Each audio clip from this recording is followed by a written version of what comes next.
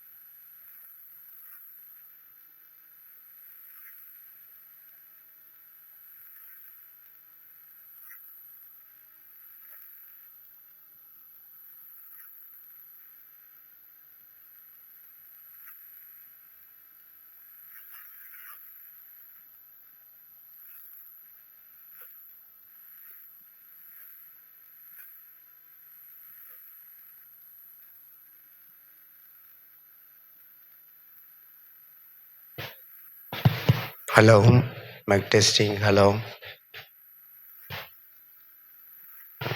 hello.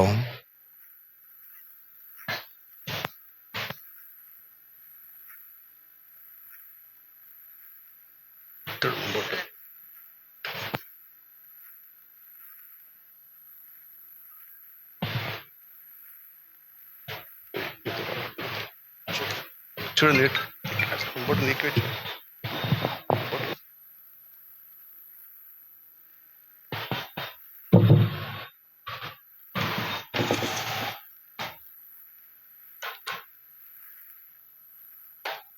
പ്രിയ ബഹുമാനപ്പെട്ട വികാരി റാഫി പരിയത്തുശ്ശേരി അച്ച, സഹവികാരി ഗ്രിംബാൾ ലന്തപ്പറമ്പിലച്ച, സഹവികാരിമാരായ അനൂപച്ച, സനീഷച്ച, ഇതര സഹോദര വൈദികരെ,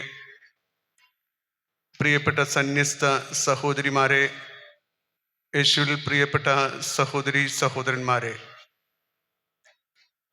പെസഹ ത്രിദിനത്തിൻ്റെ രണ്ടാമത്തെ ദിനമായ ദുഃഖവെള്ളി നാം ആചരിക്കുന്നു. സഭയുടെ ഏറ്റവും പ്രധാനപ്പെട്ട തിരുനാൾ ആചരണമാണ് പെസഹ ത്രിദിനം. കർത്താവിൻ്റെ പീഡാസഹനവും മരണവും ഉത്ഥാനവും അനുസ്മരിച്ചുകൊണ്ടുള്ള നമ്മുടെ ആചരണം നമ്മുടെ ക്രൈസ്തവ ജീവിതത്തിൻ്റെ കേന്ദ്രബിന്ദുവാണ് കർത്താവിൻ്റെ പീഡാസഹനവും അതിലുൾപ്പെട്ടിരിക്കുന്ന മരണവും അവൻ്റെ ഉത്ഥാനവും. അതിനുവേണ്ടിയുള്ള ഈ തിരുനാളിന് വേണ്ടിയുള്ള ദീർഘമായ ഒരുക്കമാണ് നാം നടത്തിയത്. തപസ് കാലത്തിലൂടെ, നോമ്പ് കാലത്തിലൂടെ നമ്മുടെ എല്ലാവരുടെയും പ്രാർത്ഥന ഈ ആചരണം വഴിയായി നമുക്കെല്ലാവർക്കും രക്ഷ കൈവരണം, രക്ഷയുടെ അനുഭവം ഉണ്ടാകണം എന്നാണ്. ആ പ്രാർത്ഥനയുടെ ഭാഗമായിട്ടാണ് നാം ഇന്ന് ഈ ദേവാലയത്തിൽ ആചരിച്ച തിരുക്കർമ്മങ്ങൾക്ക് ശേഷം ഈ ദേവാലയ പരിസരത്ത്, ദേവാലയത്തിൻ്റെ അങ്കണത്തിൽ നിന്നുകൊണ്ട് വീണ്ടും അവൻ്റെ പീഡകളെക്കുറിച്ച് ധ്യാനിക്കുന്നത്.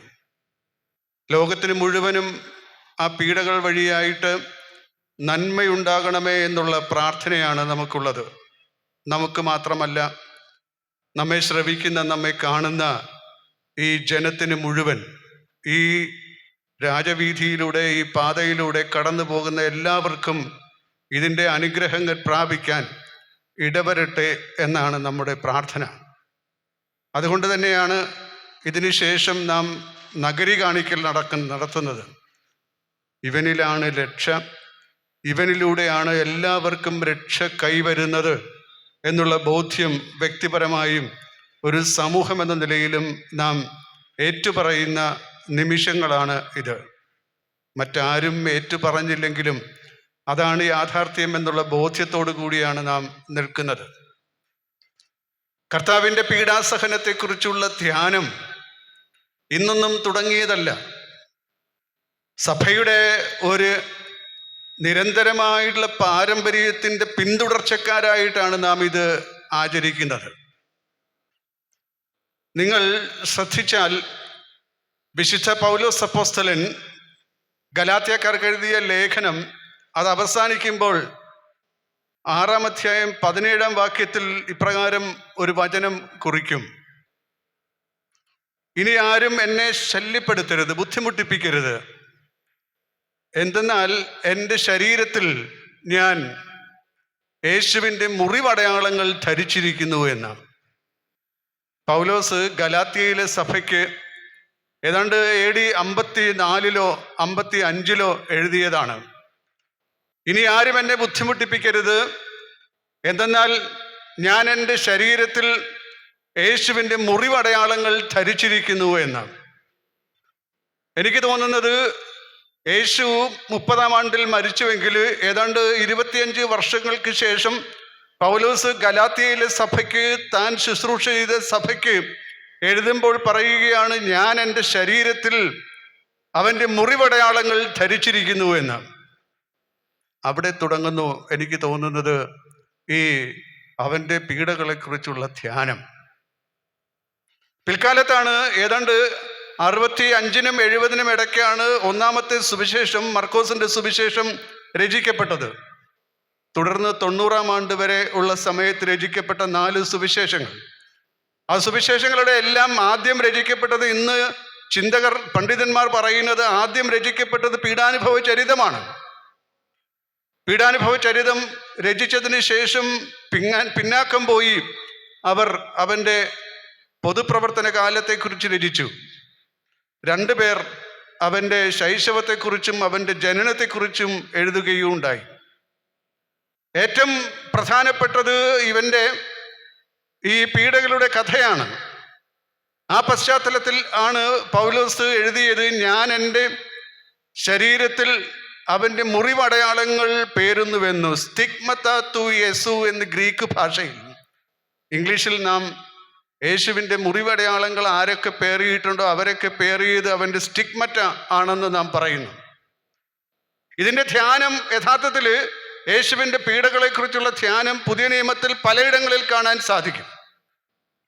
ഏതാണ്ട് 65-നും 70-നും ഇടയ്ക്ക് എഴുതിയ പത്രോസിൻ്റെ 1-ാം ലേഖനം 2-ാം അധ്യായം 18 മുതൽ 25 വരെയുള്ള വചനങ്ങൾ ഭൃത്യന്മാർക്ക് കൊടുക്കുന്ന ഉപദേശമാണ്.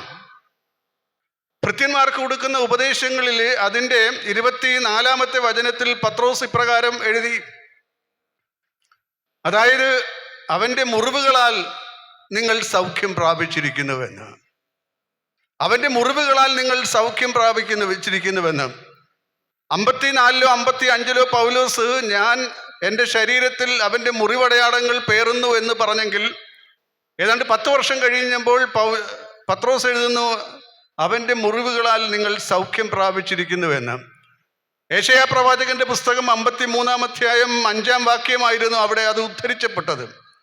ഇന്ന് നിങ്ങൾ ശ്രദ്ധിച്ചിരുന്നെങ്കിൽ ഒന്നാമത്തെ ആ വായനയായിട്ട് വായിച്ചത് യെശയ്യാ പ്രവാചകന്റെ പുസ്തകം 52-ാം അധ്യായം 13-ാം വാക്യം മുതൽ 53-ാം അധ്യായം 12-ാം വാക്യം വരെയാണ്.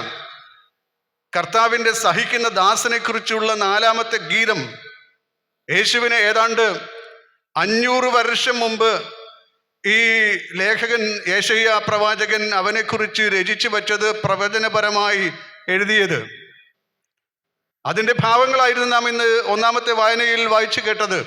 അതിലേറ്റവും നിർണായകമായിട്ടുള്ളത് അവൻ്റെ മുറിവുകളാൽ നിങ്ങൾ സൗഖ്യം പ്രാപിച്ചിരിക്കുന്നുവെന്ന്. സത്യവേദ പുസ്തകത്തിലെ പരിഭാഷ അനുസരിച്ച് ഇതര ക്രൈസ്തവ സഹോദരങ്ങൾ ഉപയോഗിക്കുന്ന ഓർത്തഡോക്സ് യാക്കോബ് സഭകളും മർത്തോമ സഭകളും ഒക്കെ ഉപയോഗിക്കുന്ന ആ വേദപുസ്തകത്തിൽ അവർ ഇങ്ങനെ എഴുതി, അവൻ്റെ അടിപ്പിണരുകളാൽ നിങ്ങൾ സൗഖ്യം പ്രാപിച്ചു എന്ന്. അവൻ്റെ മുറിവുകളാൽ നിങ്ങൾ സൗഖ്യം പ്രാപിച്ചു. അവൻ്റെ ശരീരത്തിൽ മുറിവുകൾ ഏറ്റപ്പോൾ ആ മുറിവുകൾ നമ്മുടെ ശരീരത്തിലെ മുറിവുകൾ ഉണക്കാനായിട്ട് കഴിഞ്ഞതായി മാറി എന്ന് പുതിയ നിയമ ചിന്തകർ പറയുകയാണ്. എന്തിനു പറയുന്നു? അതേ തുടർന്നും ചിന്തകളുണ്ട്. എന്തായിരുന്നു അതേ തുടർന്നുള്ള ചിന്തകൾ? നാം ഈ ഉയർപ്പ് തിരുനാൾ കഴിഞ്ഞ് അതിന് അടുത്ത ഞായറാഴ്ച വരുമ്പോൾ മറ്റൊരാളെ കുറിച്ച് ചിന്തിക്കും.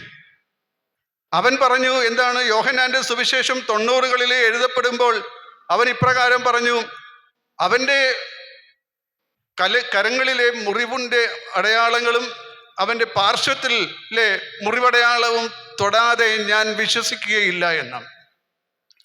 എങ്ങനെയാണ് ഇപ്രകാരം ഒരു ശിഷ്യൻ അപ്പോസ്തലൻ എന്ന് വിളിക്കപ്പെടുന്നവരുടെ എണ്ണത്തിലുള്ളവൻ പറഞ്ഞത്?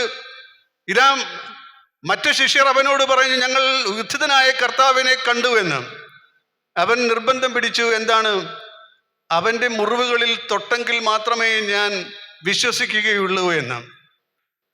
ഉത്ഥിതനായ പ്രഭാപൂരിതന്റെ ശരീരത്തിൽ അവൻ്റെ മുറിവടയാളങ്ങൾ പേറിയിരിക്കുന്നു എന്ന് വിശ്വസിക്കുകയും അതിനെക്കുറിച്ച് ധ്യാനിക്കുകയും ചെയ്ത ഒരു ശിഷ്യന്റെ ചിത്രം നമുക്കവിടെ കാണാൻ സാധിക്കുമെന്നാണ് ഞാൻ കരുതുന്നത്.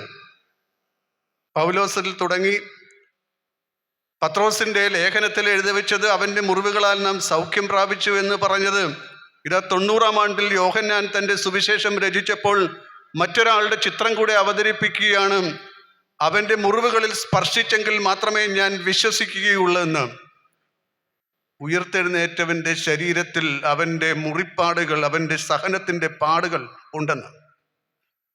പിൽക്കാലത്ത് മധ്യശതകത്തിൽ 12-ാം നൂറ്റാണ്ടിലെത്തിയപ്പോൾ 1181-നും 82-ലോ ജനിച്ചെന്ന് പറയാവുന്ന ഫ്രാൻസിസ് അസീസി, അദ്ദേഹം 1226-ൽ മരിച്ചു.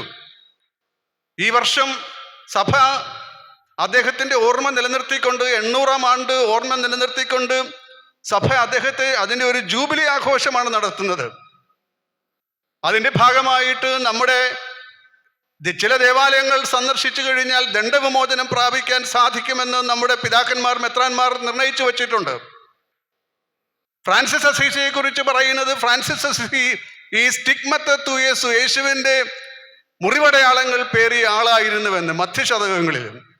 1-ാം നൂറ്റാണ്ടിൽ പൗലോസ് അപ്രകാരം പറഞ്ഞെങ്കിൽ പിന്നീട് അതിനെ തുടർന്ന് പത്രോസും അതോടൊപ്പം തന്നെ തോമസും യോഹന്നാനുമൊക്കെ അതിനെക്കുറിച്ച് ആഴത്തിൽ ചിന്തിച്ചുവെങ്കിൽ മധ്യശതകത്തിൽ അവൻ്റെ മുറിവടയാളങ്ങൾ പേറി ഒരാളുടെ ചരിത്രപുരുഷനായ ഒരാളുടെ ചിത്രം നമുക്ക് കാണിക്കുവാൻ സാധിക്കും, അസീസിയിലെ ഫ്രാൻസിസ്.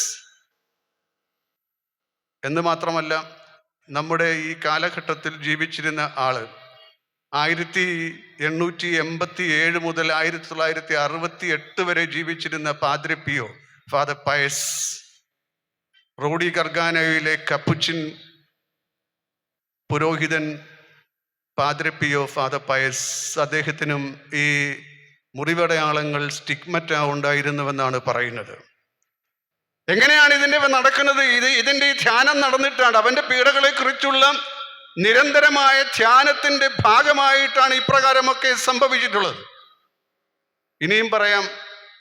അതിനാലാണ് ഫൗസ്റ്റീന കൊളാസ്ക് ഇപ്രകാരം നമ്മെ പഠിപ്പിച്ചത്: ഈശോയുടെ അതിദാരുണമാം പീഡാസഹനങ്ങളെ ഓർത്ത് കർത്താവെ ഞങ്ങളുടെയും ലോകം മുഴുവൻ്റെയും മേൽ, പിതാവെ ഞങ്ങളുടെയും ലോകം മുഴുവൻ്റെയും മേൽ കരുണയുണ്ടാകണമേ എന്ന് നമ്മൾ ആവർത്തിച്ച് പ്രാർത്ഥിക്കുന്ന കരുണയുടെ ജപമാല. പ്രിയപ്പെട്ട സഹോദരി സഹോദരന്മാരെ, എന്തിനാണ് ഞാൻ ഇപ്രകാരം ഒരു ആമുഖം പറഞ്ഞത്? ഈ ഇന്നത്തെ ഈ പീഡാനുഭവ ധ്യാനത്തിൻ്റെ ഭാഗമായി, വ്യാകുല പ്രസംഗത്തിൻ്റെ ഭാഗമായി ഇപ്രകാരം പറഞ്ഞത് എന്ന് ചോദിച്ചു കഴിഞ്ഞാൽ അതിനുള്ള ഉത്തരം, ഈ ധ്യാനം നമ്മൾ ഇന്ന് നടത്തുന്നത്, നമ്മൾ ഈ പീഡാനുഭവ ചിന്തയുമായിട്ട് ദുഃഖവെള്ളി ആചരിക്കുന്നത് ഇന്നൊന്നും തുടങ്ങിയതല്ല. നമ്മളൊരു പരമ്പരയുടെ, വിശ്വാസ പരമ്പരയുടെ തലമുറക്കാരായി മാറിക്കൊണ്ട് ആചരിക്കുകയാണെന്ന്. ഇതിനർത്ഥമുണ്ട്. ഈശോയുടെ അതിദാരുണമായ പീഡകളെ ഓർത്ത് പിതാവേ ഞങ്ങളുടെയും ലോകം മുഴുവൻ്റെയും മേൽ കരുണയുണ്ടാകണമേ എന്നും. ഇതൊരു പ്രാർത്ഥനയിലുള്ള ഐകമത്യമാണ്. പ്രാർത്ഥനയിലുള്ള എൻ്റെ മേൽ മാത്രമല്ല, ഞങ്ങളുടെയും ഈ ഇരിക്കുന്ന ജനക്കൂട്ടത്തിൻ്റെയും, അതുപോലെ തന്നെ ഞങ്ങളുടെ മേലും, എൻ്റെ മേൽ മാത്രമല്ല ഈ ജനക്കൂട്ടത്തിൻ്റെ മേലും, അതോടൊപ്പം തന്നെ ഈ പ്രദേശത്തുള്ള മനുഷ്യരുടെയും ലോകമാസകലും ഞങ്ങളുടെ മേൽ കരുണയുണ്ടാകണമേ എന്നുള്ള പ്രാർത്ഥനയുമായിട്ട് നാം നിൽക്കുകയാണ്. അതാണ് എനിക്ക് തോന്നുന്നത് ഈ തിരുനാൾ ആചരണത്തിൻ്റെ, ഈ ദുഃഖവെള്ളി ആചരണത്തിൻ്റെ ഒന്നാമത്തെ അർത്ഥമെന്ന് ഞാൻ കരുതുകയാണ്. ഇതൊരു സോളിഡാരിറ്റി ഇൻ പ്രയർ. വളരെ കലുഷിതമായ ഒരു ലോകത്തിൻ്റെ അന്തരീക്ഷത്തിലാണ് നാം ജീവിക്കുന്നത്. ഈ അസ്വസ്ഥജനകമായ ലോകാന്തരീക്ഷത്തിൽ നിരന്തരം പ്രാർത്ഥിക്കേണ്ട ആവശ്യമുണ്ട്. യേശുവിൻ്റെ പീഡാസഹനങ്ങളെ ഓർത്ത് ഞങ്ങളുടെയും ലോകം മുഴുവൻ്റെയും മേൽ കരുണയുണ്ടാകണമേ എന്ന്. ഇന്ന് ഇവിടെ വായിച്ചു കേട്ടത് സുവിശേഷ ഭാഗം, യോഹന്നാൻ്റെ സുവിശേഷം 18ഉം 19ഉം അധ്യായങ്ങളാണ്. പീഡാനുഭവ ചരിതം. 4 സുവിശേഷങ്ങളിലും വ്യത്യസ്തമായിട്ടുള്ള ആഭിമുഖ്യങ്ങളോട് കൂടിയാണ് സുവിശേഷകന്മാർ ഈ തങ്ങളുടെ സുവിശേഷം രചിച്ചത്. ആ പശ്ചാത്തലത്തിലാണ് അവർ പീഡാനുഭവ ചരിതവും എഴുതുന്നത്. എല്ലാ വർഷവും ദുഃഖവെള്ളിയാഴ്ച നാം വായിച്ചു കേൾക്കുന്നത് യോഹന്നാൻ്റെ സുവിശേഷത്തിലെ 4-ാം സുവിശേഷത്തിൻ്റെ ഭാഗമാണ് പീഡാനുഭവ ചരിതമായി കേൾക്കുന്നത്. ഓരോ വർഷവും കുരുത്തോല തിരുനാൾ ദിവസം, പീഡാനുഭവ ഞായറെന്നറിയപ്പെടുന്ന യേശുവിൻ്റെ പീഡാനുഭവത്തിൻ്റെ കുരുത്തോല തിരുനാൾ ദിവസം മാറി സംഭവീക്ഷണ സുവിശേഷങ്ങളിൽ നിന്ന് കേൾക്കും. വർഷത്തിൽ മത്തായിയുടെ സുവിശേഷവും, അതാണ് നാം കഴിഞ്ഞ ഞായറാഴ്ച കേട്ടത്. ബി വർഷത്തിൽ മർക്കോസിൻ്റെ സുവിശേഷവും, സി വർഷത്തിൽ ലൂക്കായുടെ സുവിശേഷവും നാം കേൾക്കുന്നു. വ്യത്യസ്തങ്ങളായ ചിത്രീകരണങ്ങളുള്ള സുവിശേഷ ഭാഗങ്ങളാണ് അവയെല്ലാം. അവയിലെ ചില വാക്കുകൾ എടുത്തിട്ട്, ചില സംഭവങ്ങൾ എടുത്തിട്ട് ധ്യാനിക്കാമെന്നാണ് ഞാൻ തുടർന്ന് കരുതുന്നത്. ആമുഖമായിട്ട് ഈ ആചരണത്തിൻ്റെ അർത്ഥത്തിലേക്ക്, അതെന്തുകൊണ്ട് നമ്മൾ നിരന്തരം പ്രാർത്ഥിക്കണമെന്നുള്ളതിൻ്റെ അർത്ഥത്തിലേക്ക് പ്രവേശിച്ചെങ്കിൽ, ഈ പീഡാനുഭവ ചരിതം എങ്ങനെ സുവിശേഷകന്മാർ ചിത്രീകരിച്ചിരിക്കുന്നു എന്നതിൻ്റെ അടിസ്ഥാനത്തിൽ മുന്നോട്ട് പോകാമെന്ന് ഞാൻ കരുതുകയാണ്. ലൂക്കായുടെ സുവിശേഷം 23-ാം അധ്യായം 24-ാം വാക്യത്തിൽ കുരിശിൽ കിടന്ന യേശു പ്രാർത്ഥിച്ച ഒരു പ്രാർത്ഥന, പിതാവേ ഇവർ ചെയ്യുന്നത് എന്തെന്ന് ഇവർക്കറിയില്ല, ഇവരോട് ക്ഷമിക്കണമേ എന്ന്. പിതാവേ ഇവർ ചെയ്യുന്നത് എന്തെന്ന് ഇവർക്കറിയില്ല, ഇവരോട് ക്ഷമിക്കണമേ എന്ന്. 2011 അമേരിക്കയിലെ ലോസ് ആഞ്ചലസ് എന്ന് പറയുന്ന പട്ടണത്തിലെ ഒരു ജയിലിൻ്റെ മതിലിൽ, വലിയ പൊക്കത്തിലുള്ള 20 അടി പൊക്കമുള്ള ജയിലിൻ്റെ മതിലിൽ ഒരു ഗ്രഫീത്തി ഉയരുകയുണ്ടായി. ഗ്രഫീത്തി എന്ന് പറഞ്ഞു കഴിഞ്ഞാൽ ഈ ചുമരിൽ ചിത്രങ്ങൾ വരയ്ക്കുന്ന ആളുകൾ. നമ്മുടെ ചുമരിലും അതുപോലെ തന്നെ നമ്മുടെ ട്രെയിനുകളുടെയും അല്ലെങ്കിൽ നമ്മുടെ പൊതുഗതാഗത സംവിധാനങ്ങളുടെയും ഒക്കെ ചുമരുകളിൽ അതിൻ്റെ ഭാഗങ്ങളിൽ ചിത്രം വരയ്ക്കാൻ തയ്യാറെടുത്ത് നിൽക്കുന്ന ചിത്രകാരന്മാരുണ്ട്. ബാൻസ്കി എന്ന് പറയുന്ന ചിത്രകാരൻ അവിടെ ഒരു 20 അടി പൊക്കമുള്ള ഒരു മതിലിൽ വരച്ച അദ്ദേഹവും അദ്ദേഹത്തിന്റെ കൂട്ടരും അദ്ദേഹം ഏതാണ്ട് അത് തന്നെ ഒരു കലയായി മാറ്റിയതാണ് ഗ്രഫീത്തി നിർമ്മിക്കുക എന്ന് പറയുന്നത്. വലിയ മതിലുകളിൽ ചിത്രങ്ങൾ വരയ്ക്കുക, ആ ചിത്രങ്ങളിലൂടെ ചില സന്ദേശങ്ങൾ പ്രചരിപ്പിക്കുക എന്നുള്ള അർത്ഥം. ഇപ്പോൾ നമുക്ക് ഇലക്ഷൻ കാലമാണ്. ഇലക്ഷൻ കാലത്ത് നമ്മുടെ എല്ലാ മതിലുകളും റിസർവ്ഡ് ആണ്. ഇന്നാൾക്ക് വേണ്ടി ഇടതുപക്ഷത്തിനോ വലതുപക്ഷത്തിനോ വേണ്ടിയൊക്കെ ചിത്രം വരയ്ക്കാൻ ആളുകൾ ചിത്രം വരയ്ക്കുന്നുണ്ട്. അതുപോലുള്ള ഒരു ചിത്രം വരയ്ക്കൽ, വളരെ വലിയ ചിത്രം വരയ്ക്കൽ സംവിധാനത്തിന്റെ ഭാഗമായിട്ട് അദ്ദേഹം ഒരു കലിഡോസ്കോപ്പ് വരയ്ക്കുകയുണ്ടായി. ഒരുപാട് ചിത്രങ്ങൾ ചേർന്ന ഒരു വളരെ സുന്ദരമായിട്ടുള്ളൊരു ചിത്രം. ബാൻസ്കിയുടെ ചിത്രത്തിന്റെ ഏറ്റവും അവസാനത്തിൽ അവിടെ ഒരു കുട്ടിയുടെ ചിത്രം വരച്ചു. ഒരു കുട്ടി കൈകൂപ്പി നിൽക്കുന്ന ഒരു കുട്ടി. ആ കുട്ടിയുടെ ചിത്രത്തിൽ ഇപ്രകാരം അതിൻ്റെ അടിക്കുറിപ്പായിട്ട് എഴുതി, "Forgive us for trespassing." അതിക്രമിച്ച് കടന്നതിൽ ക്ഷമിക്കണമേ എന്ന്.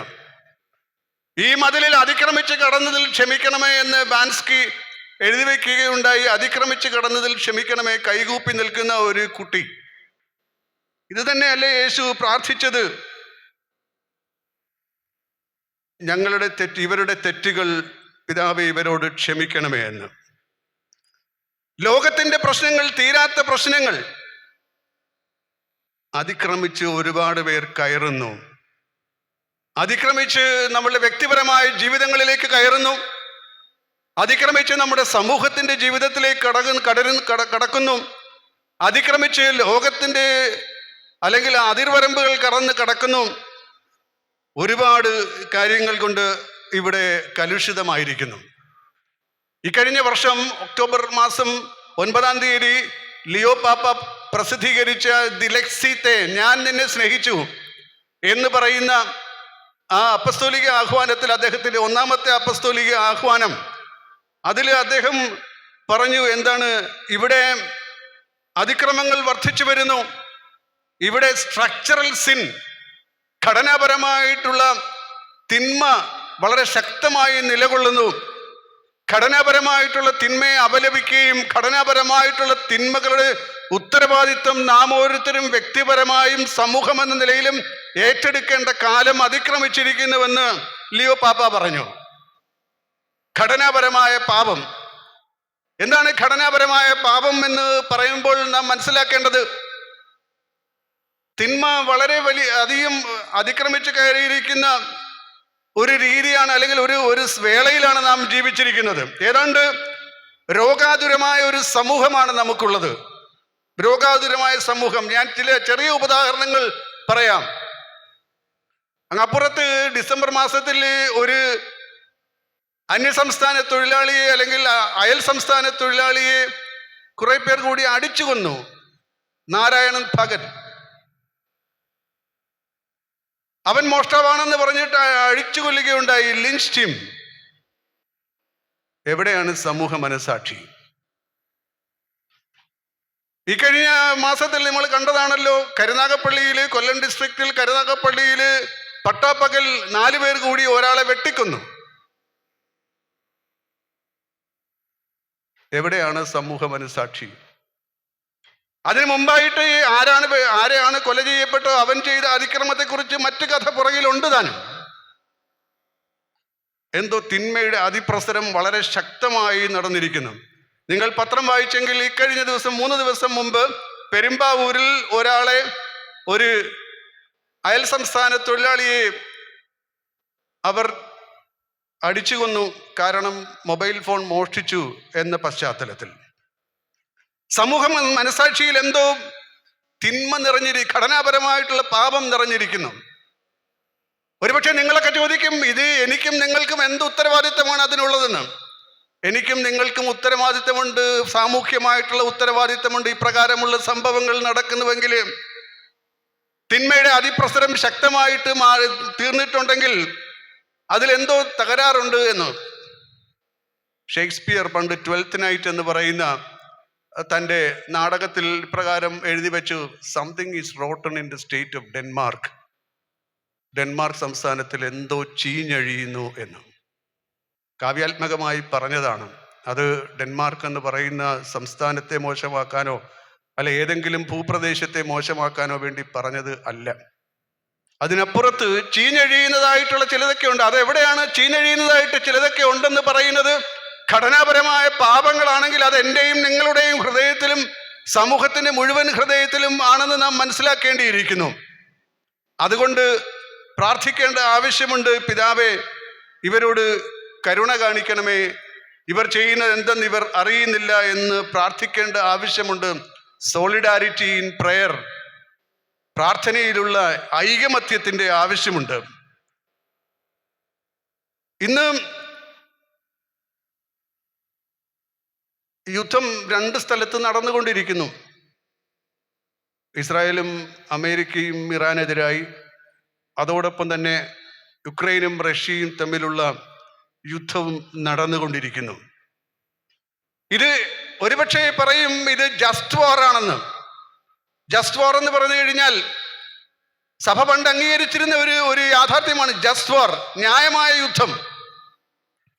എൻ്റെ ഭൂപ്രദേശത്തേക്ക് ആരെങ്കിലും കടന്നു വന്ന്, അല്ലെങ്കിൽ എൻ്റെ ഭവനത്തിലേക്ക്, എൻ്റെ അതിർത്തിയിലേക്ക് ആരെങ്കിലും കടന്നു വന്ന് എന്നെ അതിക്രമിച്ച് കടന്നു കഴിഞ്ഞാൽ അവരെ പ്രതികരിക്കാനുള്ള അവകാശം എനിക്കുണ്ടെന്നുള്ളതാണ് ഈ ജസ്റ്റ് വാർ എന്ന് പറയുന്ന തത്വത്തിൽ ഉള്ളത്. ന്യായമായ യുദ്ധം. ന്യായമായ യുദ്ധം എന്ന് പറയുന്ന ആ ചിന്തയുടെ അടിസ്ഥാനത്തിൽ ആണെങ്കിൽ അത് എന്തുകൊണ്ട് അംഗീകരിച്ചുകൂടാ എന്നുള്ള ചോദ്യം നിൽക്കുന്നു. 2020 ഒക്ടോബർ മാസം 3-ാം തീയതി ഫ്രാൻസിസ് പാപ്പ ഒപ്പിട്ട് പ്രസിദ്ധീകരിച്ച ഫ്രത്തലി തൂത്തി, എല്ലാവരും സഹോദരർ എന്ന് പറയുന്ന ആ ചാക്രിക ലേഖനത്തിൽ ഫ്രാൻസിസ് പാപ്പ ഇപ്രകാരം പറഞ്ഞു: ജസ്റ്റ് വാർ എന്ന് പറയുന്നത് ഇനി സഭയ്ക്ക് അംഗീകരിക്കാൻ സാധിക്കുകയില്ല എന്ന്. നൂറ്റാണ്ടുകളായിട്ട് സഭ അംഗീകരിച്ചു വന്നിട്ടുള്ള ചിന്തയാണിത്. ജസ്റ്റ് വാർ എന്ന് പറയുന്നത് 12-ാം നൂറ്റാണ്ട് തുടങ്ങി, അല്ലെങ്കിൽ 13-ാം നൂറ്റാണ്ട് തുടങ്ങി തോമസ് അക്വീനാസ് എന്ന് പറയുന്ന വളരെ വലിയ ദൈവശാസ്ത്രജ്ഞന്റെ അതിൻ്റെ നീതീകരണം തുടങ്ങി ഇന്ന് വരെ സഭ അംഗീകരിച്ചു കൊണ്ടുവന്നതാണ്.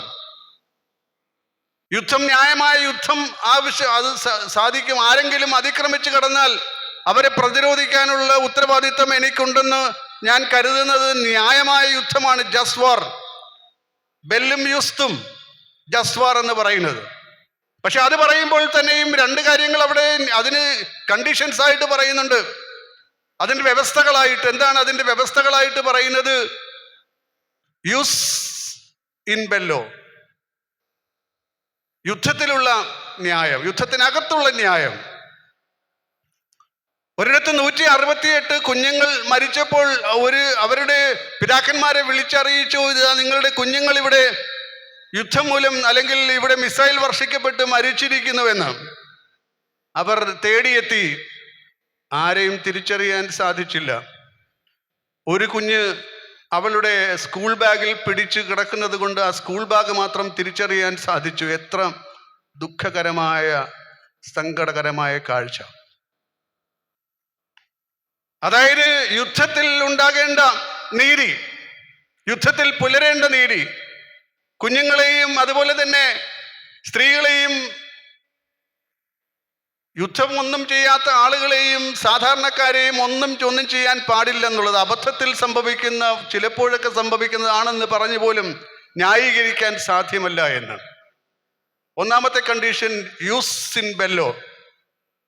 രണ്ടാമത്തേത് യൂസ് പോസ്റ്റ് ബെല്ലും, യുദ്ധത്തിന് ശേഷമുള്ള ന്യായം. യുദ്ധത്തിന് ശേഷമുള്ള ന്യായം, ഇവിടെയൊക്കെ തകർക്കപ്പെട്ട സംവിധാനങ്ങളിൽ പടുത്തുയർത്തണമെങ്കിൽ എത്ര വർഷം വേണമെന്നുള്ള ചോദ്യം അവശേഷിക്കുന്നു. അതുപോലെ തന്നെ ഇവിടെയൊക്കെ ഈ സംവിധാനങ്ങൾ തിരിച്ച് പുനഃപ്രവർത്തന രീതിയിലാക്കി തീർക്കണമെങ്കിൽ എത്ര ബില്യൺ ഡോളറുകൾ ഇനി ആവശ്യമുണ്ടെന്നുള്ള ചോദ്യം അവശേഷിക്കുന്നു. പ്രിയപ്പെട്ടവരെ, നിങ്ങൾ ഒരുപക്ഷെ ചോദിക്കുന്നുണ്ടാക്കും, ഞാൻ എന്തിനാണ് ഇപ്രകാരമൊക്കെ പറഞ്ഞു വരുന്നതെന്ന്, ഈ പൊതുവായ കാര്യങ്ങൾ, ലോകത്തിന്റെ മുഴുവൻ കാര്യങ്ങൾ പറഞ്ഞു വരുന്നതെന്ന്.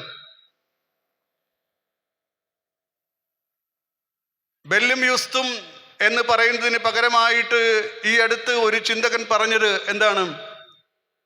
പാക്സ് യുസ്ത, what we want is just piece.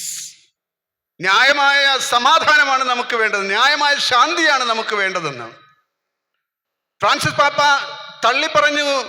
അതായത് ന്യായമായ യുദ്ധമെന്ന് പറയുന്നത് നമുക്ക് അംഗീകരിക്കാൻ സാധിക്കുകയില്ല. ന്യായമായ യുദ്ധമെന്ന് പറയുന്നത് ഇക്കാലത്ത് എങ്ങനെ അന്വേഷിക്കും? നിർമ്മിത ബുദ്ധിയുടെ ആർട്ടിഫിഷ്യൽ ഇന്റലിജൻസിന്റെ ഈ കാലത്ത് എങ്ങനെ ന്യായമായ യുദ്ധം അംഗീകരിക്കാൻ സാധിക്കും? കാരണം അടിച്ചാൽ തിരിച്ചടിക്കുക എന്ന് പറഞ്ഞിരിക്കുന്ന ആ ന്യായം അവിടെ ഈ സെറ്റ് ചെയ്ത് വച്ചിട്ടുണ്ട്. അത് നിർമ്മിത ബുദ്ധിയുടെ അടിസ്ഥാനത്തിൽ ഒരടി അടിച്ചു കഴിഞ്ഞാൽ 2 അടി തിരിച്ചടിക്കും. ഇതാണ് ന്യായം. ഒരടി കിട്ടിയാൽ 2 അടി തിരിച്ചടിക്കും. അതായിരിക്കും ന്യായം. കടുത്ത പ്രഹരശേഷിയുള്ള നിർമ്മിത ബുദ്ധിയുടെ ചിന്ത അതായിരിക്കും എന്നത്. പഴയൊരു ചൊല്ലുണ്ടല്ലോ, പഴയ നിയമത്തിലെ ന്യായം, കണ്ണിന് പകരം കണ്ണ്, പല്ലിന് പകരം പല്ല് എന്ന് പറയുന്നത്. അത് ഈ നമ്മുടെ ഗിരിപ്രഭാഷണത്തിൽ വന്നപ്പോൾ, മലയിലെ പ്രസംഗത്തിൽ വന്നപ്പോൾ അതെന്തായി മാറി? കണ്ണിന് പകരം കണ്ണ് അല്ല, പല്ലിന് പകരം പല്ലുമാകാൻ പാടില്ല. ശത്രുവിനെ നീ സ്നേഹിക്കാൻ തയ്യാറാകണമെന്ന്. എനിക്ക് തോന്നുന്നത് കണ്ണിന് പകരം കണ്ണും പല്ലിന് പകരം പല്ലും ഒരു ന്യായമായ ഒരു കാര്യമാണെന്നാണ്. എങ്ങനെയാണ് അതിൻ്റെ ന്യായം? എങ്ങനെയാണ് അതിൻ്റെ ന്യായം? നമ്മുടെ കോടതികളിൽ ഇന്നും അതാണ് പ്രാക്ടീസ് ചെയ്യപ്പെടുന്നത്, നിങ്ങൾ ഓർക്കണം. എന്ന് പറഞ്ഞാൽ എൻ്റെ ഒരു പല്ലെടുത്താൽ 1 പല്ല് മാത്രമേ തിരിച്ചെടുക്കാനുള്ള അവകാശമുള്ളൂ, 2 എണ്ണം എടുക്കാൻ അവകാശമില്ല. എൻ്റെ ഒരു കണ്ണ് ചൂഴ്ന്നെടുത്താൽ 1 കണ്ണ് മാത്രമേ ചൂഴ്ന്നെടുത്തവൻ്റെ എടുക്കാനുള്ള അവകാശമുള്ളൂ, 2 എടുക്കാൻ അവകാശമില്ല. അടിച്ചാൽ 2 പ്രാവശ്യം തിരിച്ചടിക്കാനുള്ള അവകാശമില്ല. കടുത്ത പ്രഹരശേഷിയുള്ള നിർമ്മിത ബുദ്ധി തീരുമാനിക്കുന്ന പ്രഹരശേഷിയോടുകൂടി തിരിച്ചടിക്കാൻ പാടില്ല എന്നാണ് പറഞ്ഞു വന്നത്. നമ്മുടെ ഈ കാലഘട്ടത്തിൽ ന്യായമായ യുദ്ധമെന്ന് പറയുന്നത് അംഗീകരിക്കാൻ പറ്റുന്നതാണോ? നമ്മുടെ ഈ കാലഘട്ടത്തിൽ ന്യായമായ യുക്തി എന്ന് പറയുന്ന യുദ്ധം ഉപേക്ഷിച്ചിട്ട് ന്യായമായ സമാധാനത്തിന് വേണ്ടിയുള്ള തീവ്ര ശ്രമങ്ങളാണ് നടക്കേണ്ടത്. ന്യായമായ സമാധാനം ഉണ്ടാകണം, ജസ്റ്റ് പീസ് ഉണ്ടാകണം. കണ്ണിന് പകരം കണ്ണ്, പല്ലിന് പകരം പല്ലെന്ന് പറയുമ്പോൾ 1 പല്ലോ അല്ലെങ്കിൽ അതൊന്ന് മാത്രമേ എടുക്കാൻ പാടുള്ളൂ എന്നുള്ളത് അർത്ഥത്തിൽ വരുമ്പോൾ എന്താണ് വന്ന വിന? ആ വിനയ്ക്ക് പകരമായി തത്തുല്യമായ ശിക്ഷ മാത്രമേ വരാൻ പാടുള്ളൂ. The punishment should not exceed the pain inflicted or injury inflicted. വന്ന് ഭവിച്ച തിന്മയ്ക്ക് അപ്പുറമായിട്ട് നിൽക്കുന്നതായിരിക്കരുത് ശിക്ഷ എന്ന് നമ്മുടെ കോടതികളിൽ നടക്കുന്ന അതാണല്ലോ. എന്തുകൊണ്ട് ഈ തിന്മ ഭവിച്ചു, പക്ഷേ ഈ തിന്മ ഇന്ന ആളുകൾ ഇതിന് കുറ്റക്കാരായിട്ട് കാണപ്പെടുന്നു, പറയപ്പെടുന്നു, പക്ഷേ അതിന് വ്യക്തമായ തെളിവുകളില്ല, അതുകൊണ്ട് അവരെ വെറുതെ വിടുന്നു എന്ന് പറയുന്നു. അനാവശ്യമായിട്ട് ആരെയും ശിക്ഷിക്കാൻ പാടില്ല എന്ന്. ശിക്ഷ കൊടുത്താൽ പോലും ആ ശിക്ഷ തത്തുല്യമായിരിക്കണം എന്നുള്ളതാണ്. ഇതൊക്കെ പറയുമ്പോഴേ പക്ഷെ പുതിയ നിയമത്തിൽ വരുമ്പോൾ ഇതുപോലും ആകാൻ പാടില്ല. പുതിയ നിയമത്തിന്റെ ആഭിമുഖ്യങ്ങൾ സ്വീകരിച്ച ഒരു മനുഷ്യൻ നമ്മുടെ ഈ നാട്ടിലൂടെ നടന്നിട്ടുണ്ട്, കൊച്ചിയിൽ വന്നിട്ടുണ്ട്. ഗാന്ധി പറഞ്ഞു, if it were an eye for an eye, none of us would have eyes. If it were a tooth for a tooth, none of us would have teeth. കണ്ണിന് പകരം കണ്ണായിരുന്നുവെങ്കിൽ നമുക്ക് ആർക്കും കണ്ണുണ്ടാകുമായിരുന്നില്ല. പല്ലിന് പകരം പല്ലായിരുന്നുവെങ്കിൽ നമുക്ക് ആർക്കും പല്ലുണ്ടാകുമായിരുന്നില്ല, ഗാന്ധി പറഞ്ഞു. സുവിശേഷത്തിന്റെ ആഭിമുഖ്യങ്ങൾ സ്വീകരിച്ച ഹൈന്ദവനായ നമ്മുടെ രാഷ്ട്രപിതാവ് നമുക്ക് അഭിമാനപൂർവ്വം അദ്ദേഹത്തെക്കുറിച്ച് പറയാൻ സാധിക്കും എന്ന് ഞാനിവിടെ പറയട്ടെ. പ്രിയപ്പെട്ടവരെ, ഫ്രാൻസിസ് പാപ്പ പിന്നീട് പറഞ്ഞു, എന്താണ് ഈ വേണ്ടത്? ന്യായമായ സമാധാനം ആണെന്ന്. 2023 ഈസ്റ്റർ സന്ദേശത്തിൽ, ഉയർപ്പിന്റെ സന്ദേശത്തിൽ ഫ്രാൻസിസ് പാപ്പ ഇപ്രകാരം എഴുതി: യുദ്ധത്തോട് നോ എന്ന് പറഞ്ഞാൽ പോരാ, യുദ്ധങ്ങൾ ഒഴിവാക്കുന്നതും കടന്നുകയറ്റക്കാരെ തടയുന്നതും പോരാ, യുദ്ധത്തിൻ്റെയും അക്രമത്തിൻ്റെയും വേരുകൾ പിഴുതെറിയണം. എന്താണ് അവയുടെ വേരുകൾ? റിസെന്റ്മെന്റ്, എൻവി, ഗ്രീഡ്, വെറുപ്പും വിദ്വേഷവും അസൂയയും ഒക്കെ, മാത്സര്യവും ഒക്കെയാണ്. നമ്മുടെ ചിന്തയിലും നമ്മുടെ ഭാഷയിലും നമ്മുടെ നടപ്പിലും ഇരിപ്പിലും കിടപ്പിലുമൊക്കെ എവിടെയൊക്കെ വെറുപ്പും വിദ്വേഷവും അസൂയയും മാത്സര്യവും ഒക്കെ നിലനിൽക്കുന്നുവോ അവിടെയൊക്കെ ഈ തിന്മകളുടെ കൂട് ഉണ്ടെന്ന് പറയാൻ സാധിക്കും. അവിടെയൊക്കെ ഈ തിന്മകളുടെ കൂട് പൊട്ടിച്ച് നമുക്ക് പുറത്തു വരാൻ സാധിച്ചിട്ടില്ല. വലിയ യുദ്ധങ്ങൾ നടത്തുന്നു. അത് നേതാക്കന്മാർ തീരുമാനിച്ചെടുക്കുന്ന യുദ്ധങ്ങളാണെങ്കിലും നമ്മുടെ ഓരോരുത്തരുടെയും വ്യക്തിപരമായ ഹൃദയങ്ങളിൽ വെറുപ്പും വിദ്വേഷവും അസൂയയും മാത്സര്യവും ഒക്കെ നിലനിൽക്കുന്നു. 2020 ന്യായമായ യുദ്ധം എന്ന് പറയുന്നത് സഭയുടെ പഠനത്തിൽ നിന്ന് ഞാൻ തള്ളിക്കളയുന്നുവെന്ന് ഫ്രാൻസിസ് പാപ്പ പറഞ്ഞപ്പോൾ ദൈവശാസ്ത്രജ്ഞന്മാർ പലരും അത്ഭുതപ്പെട്ടു. എങ്ങനെ ഈ പ്രകാരം ധൈര്യപൂർവ്വം ഈ മനുഷ്യന് പറയാൻ സാധിച്ചു എന്ന്, വൃദ്ധനായ പാപ്പായ്ക്ക് പറയാൻ സാധിച്ചുവെന്ന്. എന്ന് മാത്രമല്ല, ഫ്രാൻസിസ് പാപ്പ പറഞ്ഞു, പ്രൈവറ്റ് പ്രോപ്പർട്ടി, സ്വകാര്യ സ്വത്ത് എന്ന് പറയുന്നത് അതൊരു അടിസ്ഥാന അവകാശം അല്ല എന്ന്. അടിസ്ഥാന അവകാശങ്ങളുടെ, മൗലിക അവകാശങ്ങളുടെ ഒന്നാമത്തെ നിരയിൽ അതിന് ചേർക്കാൻ സാധിക്കുകയില്ല എന്ന്. അതും സഭയുടെ സാധാരണയുള്ള പഠനത്തിന് വിരുദ്ധമായി പറഞ്ഞതാണ്. നമ്മളാരും കാര്യമായി ഇതൊന്നും ശ്രദ്ധിക്കാതെ പോയിട്ടുണ്ട്. എന്താണ് മാത്സര്യ ബുദ്ധിയോടും അതുപോലെ തന്നെ ആർത്തിയോടും കൂടി എല്ലാം സ്വീകരിക്കാൻ വേണ്ടി നടത്തുന്ന വളരെ വലിയ ശക്തമായിട്ടുള്ള ശ്രമങ്ങളുടെ പിന്നിൽ ഈ എൻ്റെ സ്വത്ത് കൂട്ടാനായിട്ട്, എൻ്റെ ധനം വർദ്ധിപ്പിക്കാനായിട്ട്, എൻ്റെ അഭിമാനം വർദ്ധിപ്പിക്കാനായിട്ട്, എൻ്റെ വിജയം വർദ്ധിപ്പിക്കാനായിട്ട് ഞാൻ എന്തെല്ലാം ചെയ്യുന്നു, മാത്സര്യ ബുദ്ധിയോടുകൂടി എന്തെല്ലാം ചെയ്യുന്നു. ഈ പറഞ്ഞു വന്നതെല്ലാം പൊതുവായിട്ടുള്ള യുദ്ധത്തിൻ്റെ കാര്യവും ജസ്റ്റ് വാറും അല്ലെങ്കിൽ ജസ്റ്റ് പീസും എന്നൊക്കെ പറയുന്നത് എന്താണ് എനിക്ക് വ്യക്തിപരമായിട്ടുള്ളതെന്ന് ചോദിച്ചു കഴിഞ്ഞാൽ അതിൻ്റെ പിന്നിലുള്ള ചിന്ത ഇതാണ്: എനിക്ക് എൻ്റെ സമ്പത്ത് കുന്നുകൂട്ടാൻ വേണ്ടി അല്ലെങ്കിൽ വർദ്ധിപ്പിക്കാൻ വേണ്ടി കുൽസിത മാർഗങ്ങൾ ഞാൻ ഉപയോഗിക്കുന്നുണ്ടെങ്കിൽ അവിടെയൊക്കെ അത് തെറ്റാണെന്ന് സഭ പഠിപ്പിക്കുന്നു. ഇതിനെ ഓർത്തിട്ട് പിതാവേ ഇവരോട് ക്ഷമിക്കണമേ എന്നുള്ള പ്രാർത്ഥനയുടെ അർത്ഥം അവിടെ നിലനിൽക്കുന്നു എന്ന് ഞാൻ കരുതുകയാണ്. 2 ആഴ്ച മുമ്പ് വന്ന ടൈംസ് ഓഫ് ഇന്ത്യ എന്ന് പറയുന്ന ആ ജേണൽ, ഡെയിലി ഇംഗ്ലീഷ് പത്രം, ടൈംസ് ഓഫ് ഇന്ത്യയിൽ എഴുതി വന്ന ഒരു പത്രാധിപക്കുറിപ്പ്, അതിൽ സുന്ദരമായിട്ട് വളരെ കട്ടികൂടിയ ഇംഗ്ലീഷിൽ എഴുതി വച്ചിരിക്കുന്നു, വളരെ ഗഹനമായ രീതിയിൽ എഴുതി വച്ചിരിക്കുന്നു. എന്താണ് ഇന്നത്തെ പ്രശ്നം? We are moving from hubris to nemesis. We are moving from hubris to nemesis.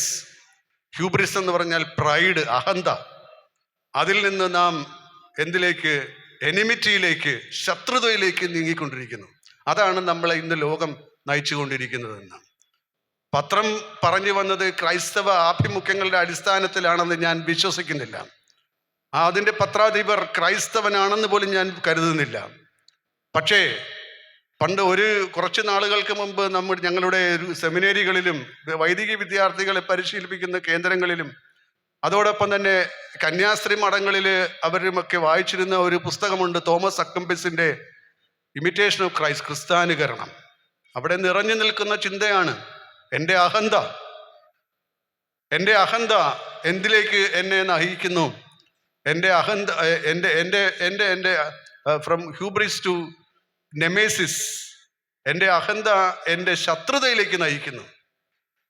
എൻ്റെ അഹങ്കാരം, ഞാൻ എന്തോ വലിയ ആളാണെന്നുള്ള ബോധ്യം, ആരെങ്കിലും എൻ്റെ മുമ്പിൽ കയറി നിൽക്കാൻ ശ്രമിച്ചാൽ അവരെയൊക്കെ ഇല്ലാതാക്കി തീർക്കണമെന്നുള്ള ശത്രുതയിലേക്ക് അത് നയിക്കുന്നതാണെന്ന് ഞാൻ ചിന്തിച്ചു. ഇയാൾ തോമസ് അക്കിംപിസിൻ്റെ ഈ ഇമിറ്റേഷൻ ഓഫ് ക്രൈസ്റ്റ്, ക്രിസ്ത്യാനികരണം വായിച്ചിട്ടുണ്ടോ ഈ ഗ്രന്ഥകാരനെന്ന് ഞാൻ ചോദിക്കുകയുണ്ടായി.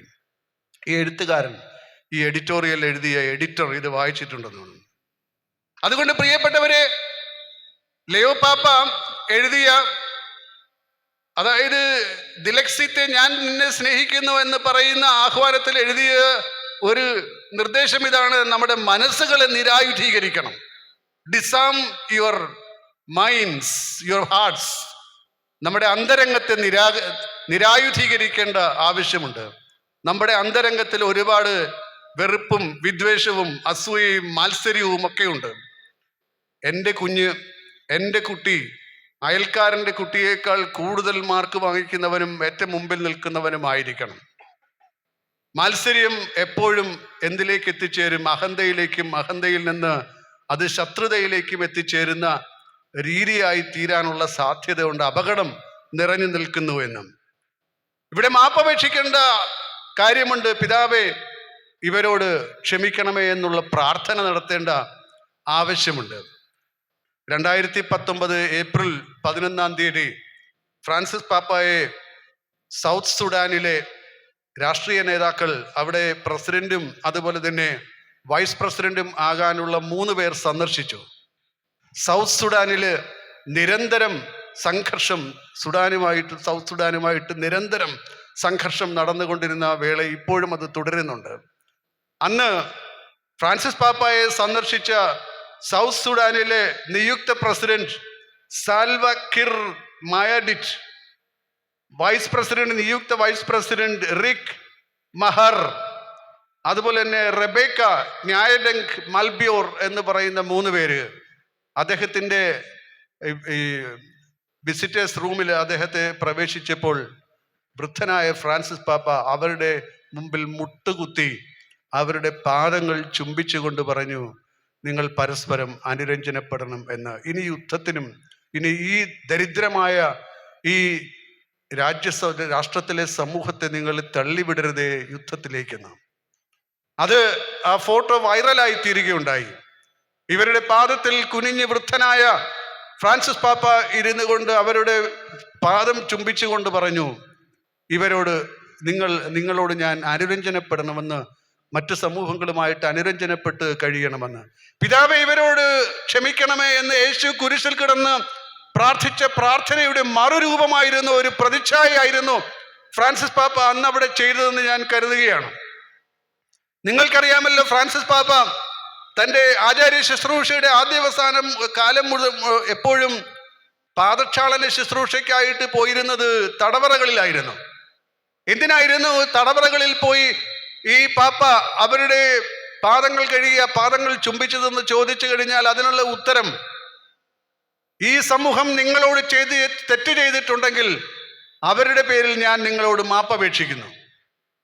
ഈ സമൂഹം നിങ്ങളുടെ അന്യായമായിട്ടാണ് നിങ്ങൾ തടവറയിലാക്കിയിരിക്കുന്നതെങ്കിൽ അവരുടെ പേരിൽ, അവരുടെ പ്രതിനിധിയായിട്ട് നിങ്ങളോട് ഞാൻ മാപ്പപേക്ഷിക്കുന്നു.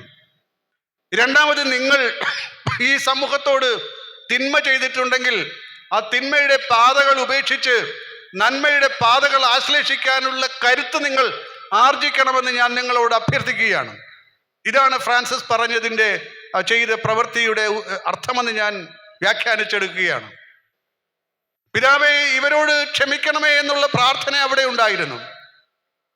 പിതാവേ, ഇവരോട് ഞങ്ങൾ തെറ്റ് ചെയ്തിട്ടുണ്ടെങ്കിൽ ഞങ്ങളോട് ക്ഷമിക്കണമേ എന്നുള്ള പ്രാർത്ഥന അവിടെ ഉണ്ടായിരുന്നു. ഇവർ തെറ്റ് ചെയ്തിട്ടുണ്ടെങ്കിൽ ഇവർ തന്നെയും മറ്റു മനുഷ്യരോട് ക്ഷമ ചോദിക്കുക, അനുരഞ്ജനപ്പെടുകയും ചെയ്യണമേ എന്നുള്ള പ്രാർത്ഥന അവിടെ ഉണ്ടായിരുന്നു. നമ്മൾ എല്ലാ ദിവസവും ദിവ്യപൂജ ആരംഭിക്കുമ്പോൾ പ്രാർത്ഥിക്കുന്നു, കർത്താവേ കനിയണമേ. കീരിയെ ലൈസോൺ, ലത്തീനിൽ കീരിയെ ലൈസോൺ, ഗ്രീക്ക് ഭാഷയിൽ കീരിയെ ലൈസോൺ, ലത്തീനല്ല, കർത്താവേ കനിയണമേ എന്ന്. നമ്മുടെ സഹോദരങ്ങൾ, മലങ്കര സഭയിലുള്ള സഹോദരങ്ങൾ ആവർത്തിച്ച് പറയും, കുറിയെ ലൈസോൺ, കർത്താവേ കനിയണമേ എന്ന്. ഈ കുരിശിൽ കിടക്കുന്നവൻ എന്നോട് നമ്മൾ പ്രാർത്ഥിക്കണം, ഞങ്ങളെ കനിയണമേ എന്ന്. ഞങ്ങളുടെ വെറുപ്പും വിദ്വേഷവും ഞങ്ങളുടെ മാത്സര്യ ബുദ്ധിയും അഹന്തയും ഒക്കെ ഒഴിവാക്കിയിട്ട് ഞങ്ങളെ ശുദ്ധി വരുത്തണമേ എന്ന് പ്രാർത്ഥിക്കേണ്ട ആവശ്യമുണ്ട്. ലോകം മുഴുവന് വേണ്ടിയും പ്രാർത്ഥിക്കേണ്ട ആവശ്യമുണ്ട്. യേശുവിൻ്റെ അതിദാരുണമായ പീഡാസഹനങ്ങളെ ഓർത്ത് പിതാവേ, ഞങ്ങളുടെയും ലോകം മുഴുവൻ്റെ മേൽ കരുണയുണ്ടാകണമേ എന്ന് തീക്ഷ്ണമായി പ്രാർത്ഥിക്കേണ്ട ആവശ്യമുണ്ട്. ഇത് എൻ്റെ രണ്ടാമത്തെ ചിന്ത. നേരം ഇരുട്ടി വരുന്നു. മൂന്നാമത് ഒരു ചിന്ത, സംഭവീക്ഷണ സുവിശേഷങ്ങളിൽ മത്തായിയിലും മർക്കോസിലും ഉള്ള അവൻ മരിക്കുന്നതിന് മുമ്പായി ചെയ്ത മറ്റൊരു പ്രാർത്ഥന, എലോയ് എലോയ് ലമാ സബക്താനി. അത് എലോയ് എന്നുള്ളത് അരമായ ഭാഷ, ലമാ സബക്താനി അത് ഹീബ്രുവിൻ്റെ മറ്റൊരു രൂപം. അത് മത്തായിയുടെ രൂപത്തിൽ വരുമ്പോൾ ഏലി ഏലി ലമാ സബക്താനി, എൻ്റെ ദൈവമേ എന്തുകൊണ്ട് നീ എന്നെ ഉപേക്ഷിച്ചു, പൂർണ്ണമായും ഹീബ്രു ഭാഷയിലുള്ളത്. വളരെ വലിയൊരു പ്രശ്നമായിട്ട് നമ്മുടെ മുമ്പിൽ നിൽക്കുന്നതാണ്. ഇത്രയും നാൾ ഗെത്സമനയിലെ പ്രാർത്ഥന എന്തായിരുന്നു? സാധിക്കുമെങ്കിൽ ഈ പാനപാത്രം എന്നിൽ നിന്ന് അകന്നു പോകണം, സാധിക്കുമെങ്കിൽ ഈ പാനപാത്രം എന്നിൽ നിന്ന് അകന്നു പോകണം. എന്നാൽ അതല്ല, നിന്റെ ഇഷ്ടം നിറവേറട്ടെ എന്നതാണ് പ്രാർത്ഥന. അപ്രകാരം പ്രാർത്ഥിച്ചവൻ അവസാനം ചോദിക്കുന്ന, എൻ്റെ ദൈവമേ, എൻ്റെ ദൈവമേ, എന്തുകൊണ്ട് നീ എന്നെ ഉപേക്ഷിച്ചു എന്ന് കുരിശിൽ കിടക്കുന്നവന്റെ പ്രാർത്ഥന. ഇതൊരു വിസ്മയമായിട്ട് തീർന്നിരിക്കുന്നു. എങ്ങനെയാണ് ഇത് ഉൾക്കൊള്ളാൻ സാധിക്കുന്നത്? എന്തുകൊണ്ട് യേശു അപ്രകാരം പ്രാർത്ഥിച്ചു? സാധാരണയുള്ള എളുപ്പമുള്ള വ്യാഖ്യാനം എന്ന് പറയുന്നത് അവൻ 22-ാം സങ്കീർത്തനം പ്രാർത്ഥിക്കുകയായിരുന്നു. അതിൻ്റെ 1-ാമത്തെ വരികളായിരുന്നുവല്ലോ, എൻ്റെ ദൈവമേ, എൻ്റെ ദൈവമേ, എന്തുകൊണ്ട് നീ എന്നെ ഉപേക്ഷിച്ചു എന്നുള്ളത്. അവൻ്റെ ശബ്ദം കുറഞ്ഞു കുറഞ്ഞു വന്നു. പക്ഷേ ആ സങ്കീർത്തനം അവസാനിക്കുമ്പോൾ ആരും കേൾക്കാത്ത രീതിയിൽ പറഞ്ഞു വന്നത്, എന്നിരുന്നാലും ഞാൻ നിന്റെ കരങ്ങളിൽ എൻ്റെ ആത്മാവിനെ സമർപ്പിക്കുന്നു എന്നുള്ള അർത്ഥത്തിലാണ് അവൻ പറഞ്ഞു വന്നത് എന്ന്. അങ്ങനെ നമുക്ക് ആശ്വസിക്കാം. യേശു പ്രാർത്ഥിച്ചില്ല കൃത്യമായും, നീ എന്നെ ഉപേക്ഷിച്ചു എന്ന് പറഞ്ഞില്ല എന്ന്. പക്ഷെ എനിക്ക് ആ ഉത്തരത്തോട് പൂർണ്ണമായിട്ടും യോജിക്കാൻ സാധിക്കുന്നില്ല. ഇത്രമാത്രം ധീരനായി നിന്റെ ഇഷ്ടം നിറവേറട്ടെ, എൻ്റെ ഇഷ്ടമല്ല നിറവേറട്ടെ എന്ന് ധൈര്യപൂർവ്വം പറഞ്ഞ യേശു എന്തുകൊണ്ട് അവസാനമായിട്ട് എൻ്റെ ദൈവമേ, എൻ്റെ ദൈവമേ, എന്തുകൊണ്ട് നീ എന്നെ ഉപേക്ഷിച്ചു എന്നുള്ള പ്രാർത്ഥന നടത്തി എന്ന് ചോദിക്കുന്നു? ഞാൻ കാണുന്നത് നിഷ്കളങ്കന്റെ സഹനത്തിൻ്റെ വേളയിൽ അവൻ്റെ പ്രാർത്ഥനയാണ്. പഴയ നിയമത്തിൽ നിഷ്കളങ്കനായ ഒരു മനുഷ്യൻ സഹിച്ചതിൻ്റെ ഓർമ്മ നമുക്കുണ്ടല്ലോ. നിഷ്കളങ്കനായ ഒരു മനുഷ്യൻ, ജോബിന്റെ പുസ്തകം നമുക്ക് സാധാരണയായി അറിയാവുന്നത് ജോബിന്റെ പുസ്തകത്തിന്റെ ചട്ടക്കൂടുകൾ മാത്രമാണ്. എല്ലാ സൗഭാഗ്യവും നൽകി ദൈവം അനുഗ്രഹിച്ച മനുഷ്യൻ ജോബ്. ഒരു വേള എല്ലാം നശിച്ചു. എന്നിട്ടും ജോബ് ദൈവത്തെ തള്ളിപ്പറയാൻ തയ്യാറായില്ല. അതുകൊണ്ട് 40-ാം അധ്യായം കഴിയുമ്പോഴേക്കും പറയും, ജോബിനെല്ലാം തിരിച്ചു കിട്ടി, ജോബിനെല്ലാം തിരിച്ചു കിട്ടി എന്നുള്ള പറയും. അതാണ് സാധാരണയായി നമുക്കറിയാവുന്ന കാര്യം.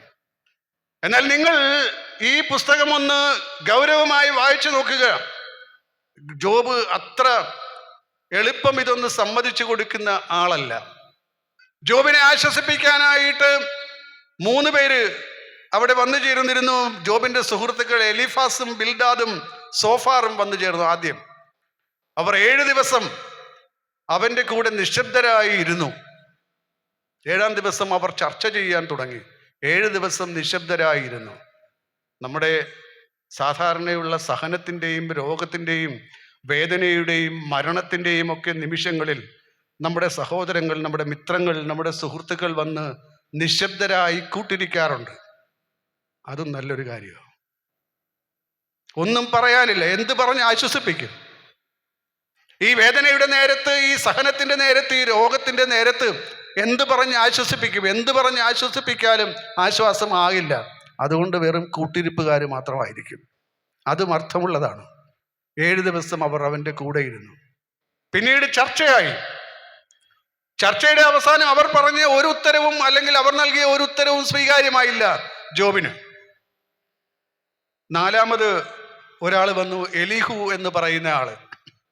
അയാളും ചർച്ച ചെയ്തു. അയാൾ ചർച്ച ചെയ്തിട്ട് അവസാനം ജോബിനെ ഭർസിക്കുന്നതായിട്ടുള്ള രീതിയിൽ അയാൾ പറഞ്ഞു, നീ പറയുന്ന കാര്യങ്ങളൊന്നും ശരിയൊന്നുമല്ല, ദൈവത്തിന്റെ മുമ്പിൽ നിനക്ക് ഉത്തരം ലഭിക്കാൻ പോകുന്നില്ല എന്ന് പറഞ്ഞു. 38-ാം അധ്യായത്തിൽ ദൈവം ജോബിന്റെ മുമ്പിൽ പ്രത്യക്ഷപ്പെടും. എന്നിട്ട് കുറെ ചോദ്യങ്ങൾ ചോദിക്കും. ഈ ചോദ്യങ്ങൾക്ക് നിനക്ക് ഉത്തരമുണ്ടോ? ഈ അണ്ടകടാഹം മുഴുവൻ, ഈ പ്രപഞ്ചം മുഴുവൻ സംവിധാനം ചെയ്ത, അതിൻ്റെ നൂലാമാലകളിലേക്ക് എത്തിച്ചേർത്തിട്ടുള്ള എൻ്റെ ഈ എന്നെക്കുറിച്ച് നീ എന്താണ് കരുതുന്നത്? നിനക്ക് ഇതിനൊന്നും ഉത്തരം നൽകാൻ സാധിക്കുകയില്ലല്ലോ എന്ന്. ജോബ് അവസാനം പറയും, ജോബ് തൻ്റെ വായിൽ, അധരങ്ങളിൽ തൻ്റെ കരം വെച്ച് പഞ്ചപുച്ഛമടക്കി തിരിഞ്ഞുപോയി എന്ന്. ഇതാണ് ഉത്തരം. ഇത് നീതിമാനായിട്ട് സഹിക്കുന്നവന്റെ ചോദ്യമാണ്. എന്തുകൊണ്ട് ഈ സഹനം വന്നു? എന്തുകൊണ്ട് ഈ രോഗം വന്നു? എന്തുകൊണ്ട് ഈ ദുരവസ്ഥ വന്നു? എന്തുകൊണ്ട് ധനനഷ്ടം വന്നു? എന്തുകൊണ്ട് മാനനഷ്ടം വന്നു? ഇങ്ങനെയുള്ള കാര്യങ്ങളൊക്കെ ചോദിക്കുമ്പോൾ ചിലപ്പോഴെങ്കിലും നമുക്ക് ഉത്തരമില്ല. അവിടെയൊക്കെ നാം പ്രാർത്ഥിക്കുന്നത്, എൻ്റെ ദൈവമേ, എൻ്റെ ദൈവമേ, എന്തുകൊണ്ട് നീ എന്നെ ഉപേക്ഷിച്ചു എന്നാണ്. എനിക്ക് തോന്നുന്നത് അപ്രകാരം ഒരു പ്രാർത്ഥന ചൊല്ലാനുള്ള അവകാശം നമുക്ക് ഓരോരുത്തർക്കും നൽകിക്കൊണ്ടതാണ് അവൻ കടന്നുപോയത്. നമ്മുടെ പ്രതിസന്ധികളിൽ, നമ്മുടെ ബുദ്ധിമുട്ടുകളിൽ, നമ്മുടെ സഹനത്തിൽ, നമ്മുടെ രോഗത്തിൽ, നമ്മുടെ വേദനയിൽ, നമ്മുടെ മരണത്തിൻ്റെ നേരത്ത് എന്തുകൊണ്ട് നീ എന്നെ ഉപേക്ഷിച്ചു എന്നുള്ള പ്രാർത്ഥിക്കാനുള്ള അവകാശം നൽകിക്കൊണ്ടാണ് യേശു കടന്നുപോയത്.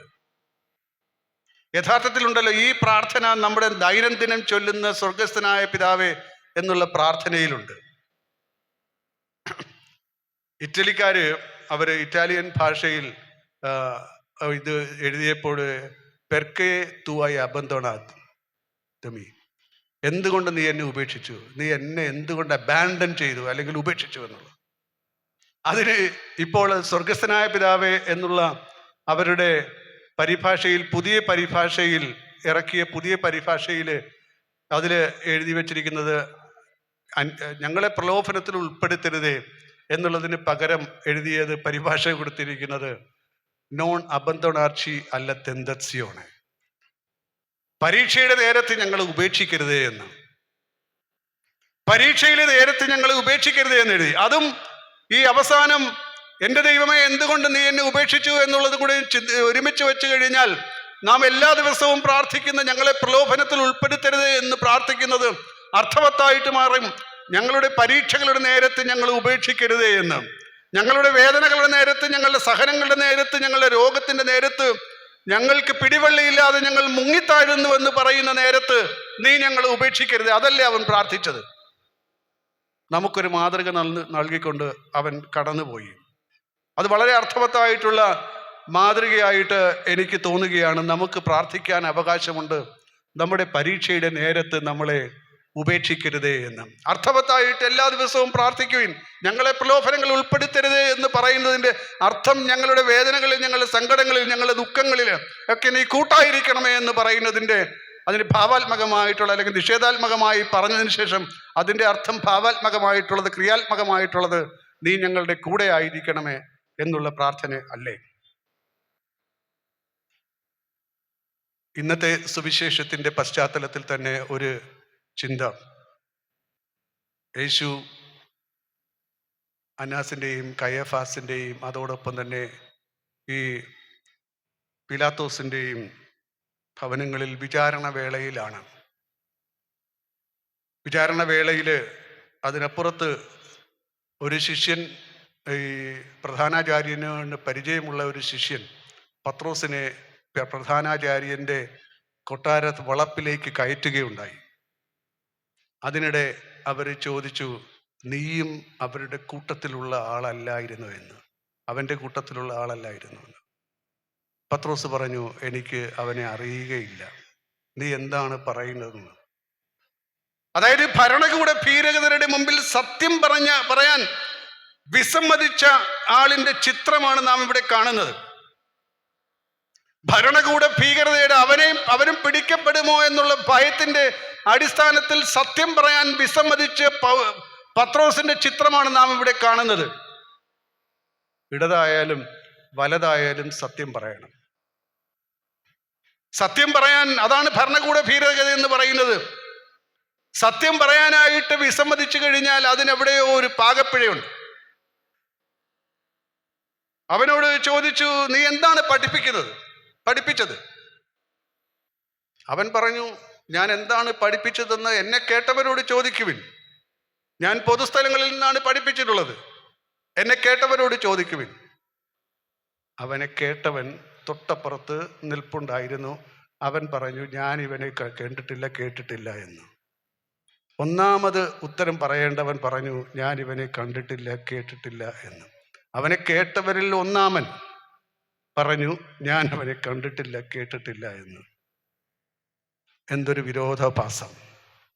സത്യം പറയാൻ നമ്മൾ തയ്യാറാകണം. എപ്പോൾ നാം സത്യം പറയാനായിട്ട് അതിൻ്റെ അനന്തരഫലങ്ങൾ ഏറ്റെടുത്തുകൊണ്ട് സത്യം പറയാനായിട്ട് മനുഷ്യർ തയ്യാറാകണം. അപ്പോഴാണ് ശരിയായിട്ട് അവൻ്റെ ശിഷ്യരായിട്ട് നാം മാറുന്നത്.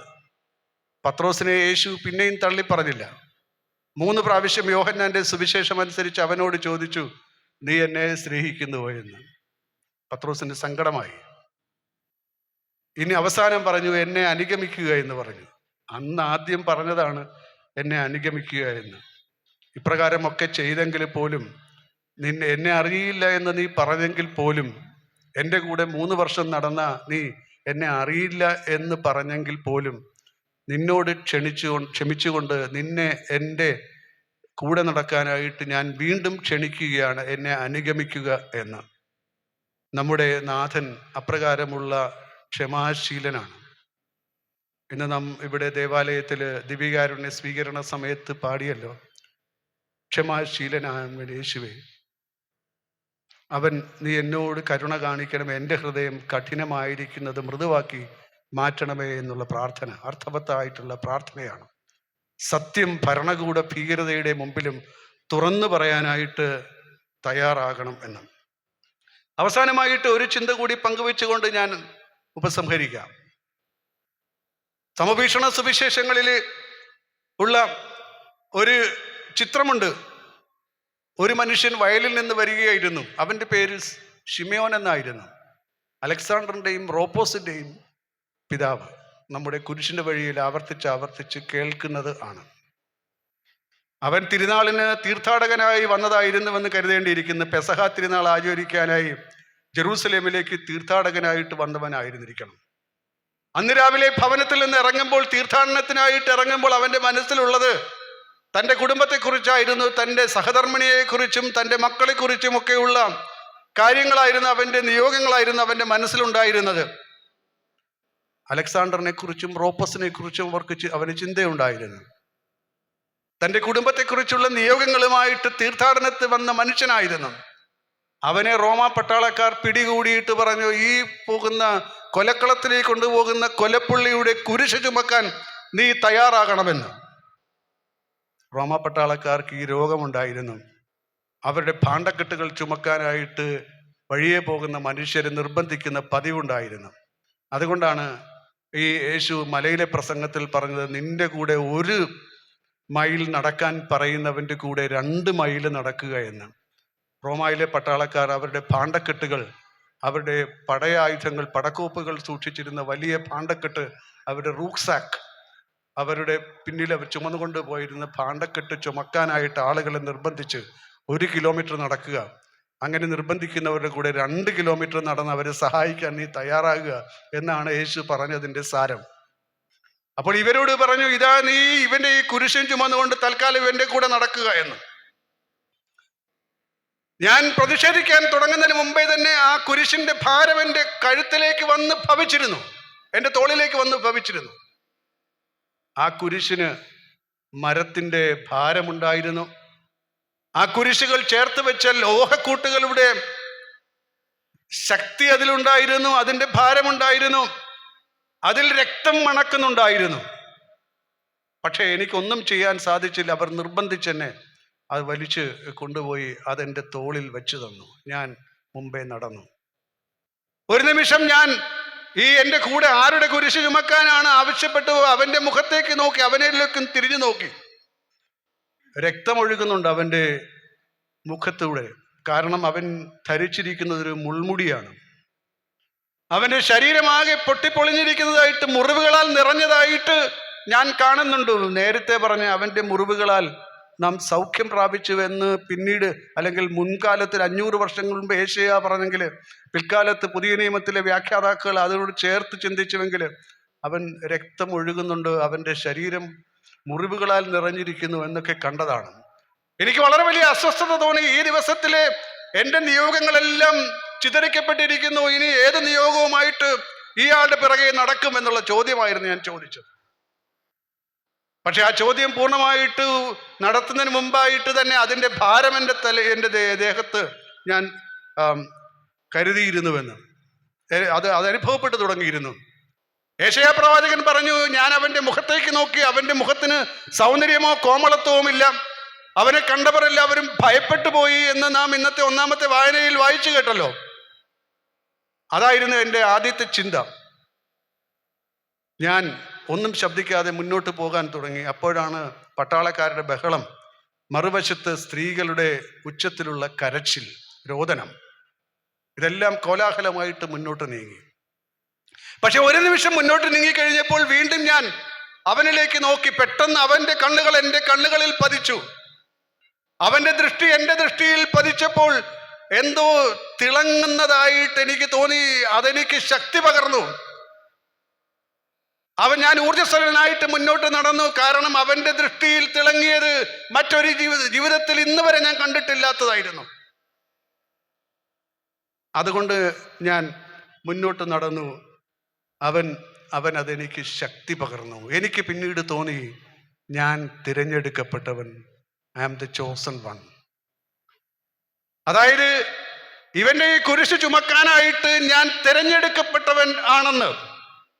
എൻ്റെ അയൽക്കാരൻ്റെ കുരിശ് ചുമക്കാനായിട്ട്, വേദനിക്കുന്ന സഹോദരിയെ കുരിശ് ചുമക്കാനായിട്ട് ഞാൻ തിരഞ്ഞെടുക്കപ്പെട്ടവനാണെന്നുള്ള ബോധ്യത്തിലേക്ക് ഞാൻ പെട്ടെന്ന് തന്നെ വന്നു ചേർന്നു എന്ന്. ഇത് നല്ല കഥയുടെയും കാലമാണ്. ക്രിസ്മസിന് തൊട്ട് മുമ്പ് നമ്മൾ കേട്ട ഒരു നല്ല കഥയുണ്ട്.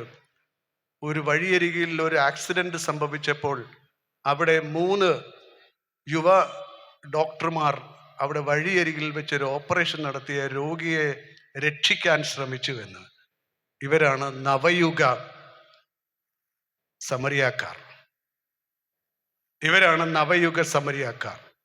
ഈ നവയുഗ സമരിയാക്കാരുടെ വേഷം ധരിക്കാൻ ഞാനും നിങ്ങളും തയ്യാറാണോ എന്നുള്ള ചോദ്യം ചോദിക്കേണ്ട ആവശ്യമുണ്ട്. അവന്റെ കുരിശുകൾ ചുമക്കാൻ, ആ കണ്ണുകളിലേക്ക് നോക്കിക്കൊണ്ട്, ആ കണ്ണുകളിൽ നിന്ന് ഉതിർന്നു വരുന്ന കരുണയുടെ ആ രശ്മികൾ സ്വീകരിച്ചുകൊണ്ട് അതിൽ ഊറ്റം കൊള്ളുവാൻ, അതിൽ സന്തോഷം കണ്ടെത്തുവാൻ, അഭിമാനം കണ്ടെത്തുവാൻ, അതിൽ നിർവൃതി അടയുവാനായി നാം തയ്യാറാണോ എന്നുള്ള ചോദ്യമുണ്ട്. ലിയോ പാപ്പ അവതരിപ്പിക്കുന്ന തൻ്റെ ഈ ചാക്രിക ലേഖനം, സുന്ദരമായ അപ്പസ്തോലിക ആഹ്വാനം, ദിലക്സീത്തെ ഞാൻ നിന്നെ സ്നേഹിച്ചു എന്ന് പറയുന്ന ഈ അപ്പസ്തോലിക ആഹ്വാനത്തിൽ ഒരു പ്രതിസംസ്കാരത്തെക്കുറിച്ച് പറയുന്നുണ്ട്. ഈ സഭയുടെ ചരിത്രത്തിലുണ്ടായ പ്രതിസംസ്കാരങ്ങൾ, ഏതൊക്കെ കാലഘട്ടത്തിൽ സഭ പ്രശ്നങ്ങളുണ്ട്. ലോകത്തിന്റെ പ്രശ്നങ്ങൾ ഏറ്റെടുത്ത് ഒരുപാട് വിശുദ്ധരുടെ കഥകൾ പറയുന്നുണ്ട്. 30-ലേറെ വിശുദ്ധരുടെ കഥകൾ പറയുന്നുണ്ട്. നമുക്ക് പരിചിതനായ ഫ്രാൻസിസിന്റെ കഥ പറയുന്നുണ്ട്. ഈ ദേവാലയത്തിന്റെ മധ്യസ്ഥനായ അഗസ്റ്റിന്റെ കഥ പറയുന്നുണ്ട്. നമുക്ക് പരിചിതരായ ഈ കർമ്മലീത്ത വൈദികരുടെ കഥ പറയുന്നുണ്ട്. എന്തിനേറെ ഇവിടെ ഇരിക്കുന്ന ഈ പിയറിസ്റ്റ് അച്ഛൻ്റെ, അദ്ദേഹത്തിൻ്റെ ഫൗണ്ടർ ജോസഫ് കലാസാൻസിനെ കുറിച്ച് പറയുന്നുണ്ട്. ഡൊമിനിക്കൻസിനെ കുറിച്ച്, ഇവരെയൊക്കെ കുറിച്ച് പറയുന്നുണ്ട്. ഇവരൊക്കെ ലോകത്തിന് മാതൃകകളായിട്ട് നിന്നവർ. ഈ ചരിത്രത്തിലെ നല്ല സമരിയാക്കാരായിട്ട് നമുക്ക് മാറേണ്ട ആവശ്യമുണ്ട്. പ്രിയപ്പെട്ടവരെ, നമുക്ക് ഈ ധ്യാനം തുടരാം. അന്ന് പൗലോസിന്റെ ശരീരത്തിലുണ്ടായിരുന്ന മുറിപ്പാടുകൾ, അവന്റെ ശരീരത്തിലെ മുറിപ്പാടുകൾ, തോമാ ശ്ലീഹ ധ്യാനിച്ച അവന്റെ ഉത്ഥിതന്റെ മുറിപ്പാടുകൾ, അവന്റെ ക്ഷതങ്ങളാൽ നമ്മൾ സൗഖ്യം പ്രാപിച്ചു എന്നുള്ള ബോധ്യം, പിതാവേ ഇവരോട് ക്ഷമിക്കണമേ എന്നുള്ള ബോധ്യം, പ്രാർത്ഥനയിലുള്ള ഐകമത്യം, ഈ ലോകത്തിൻ്റെ പ്രശ്നങ്ങളിൽ, ചീഞ്ഞു നാറുന്ന പ്രശ്നങ്ങളുടെ മുമ്പിൽ കൂടുതൽ നന്മയോടുകൂടി പെരുമാറാൻ സാധിക്കുമ്പോൾ, നമ്മുടെ തന്നെ സഹനത്തിൻ്റെ മുമ്പിൽ, എൻ്റെ സഹോദരൻ്റെയും സഹനത്തിൻ്റെ മുമ്പിൽ, അവൻ്റെ മുമ്പിൽ പ്രതിഷേധം രീതിയിൽ പരാതി പറയുവാൻ, ഞങ്ങളെ തിന്മയിലേക്ക്, ഞങ്ങളെ പ്രലോഭനങ്ങളിലേക്ക് തള്ളിവിടരുതേ എന്ന് പ്രാർത്ഥിക്കാൻ, അതിനുശേഷം സത്യത്തിൻ്റെ മുമ്പിൽ തലതിരിഞ്ഞു നിൽക്കാതെ, മാറി നിൽക്കാതെ സത്യം ഏറ്റുപറയാൻ, അതിനുശേഷം എല്ലാവരുടെയും ഭാരങ്ങൾ ചുമന്നുകൊണ്ട് നല്ല സമറിയാക്കാരായി, പുതിയ ശിമയോന്മാരായി തീരാനുള്ള കൃപ അതുണ്ടാകണമേ എന്നുള്ള പ്രാർത്ഥനയുമായിട്ട് നമുക്ക് ഈ ദുഃഖവെള്ളി തിരുനാൾ ആചരിക്കാം. കർത്താവ് നമ്മളെ ഓരോരുത്തരെയും വ്യക്തിപരമായും, നമ്മുടെ കുടുംബങ്ങളെയും, നമ്മുടെ ഇടവക സമൂഹത്തെയും, ഈ പ്രദേശത്തെ മുഴുവനെയും, നമ്മുടെ സംസ്ഥാനത്തെയും, നമ്മുടെ രാഷ്ട്രത്തെയും, ലോകം മുഴുവനിലെയും നയിക്കട്ടെ. അങ്ങനെ നീതിപൂർവമായ ശാന്തി, സമാധാനം ഇവിടെ പുലരട്ടെ എന്നുള്ള പ്രാർത്ഥനയും ആശംസയും.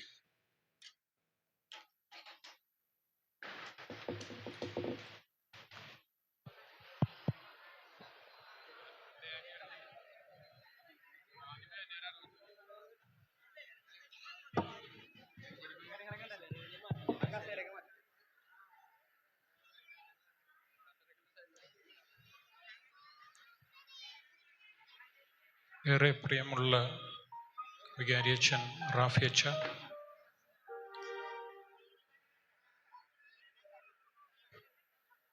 ജേക്കബ് പ്രസാദ് അച്ഛ, ബഹുമാനപ്പെട്ട അച്ഛന്മാരെ, ബഹുമാനപ്പെട്ട സിസ്റ്റേഴ്സ്, മാതാപിതാക്കളെ, സഹോദരി സഹോദരന്മാരെ, വാത്സല്യമുള്ള കുഞ്ഞുമക്കളെ,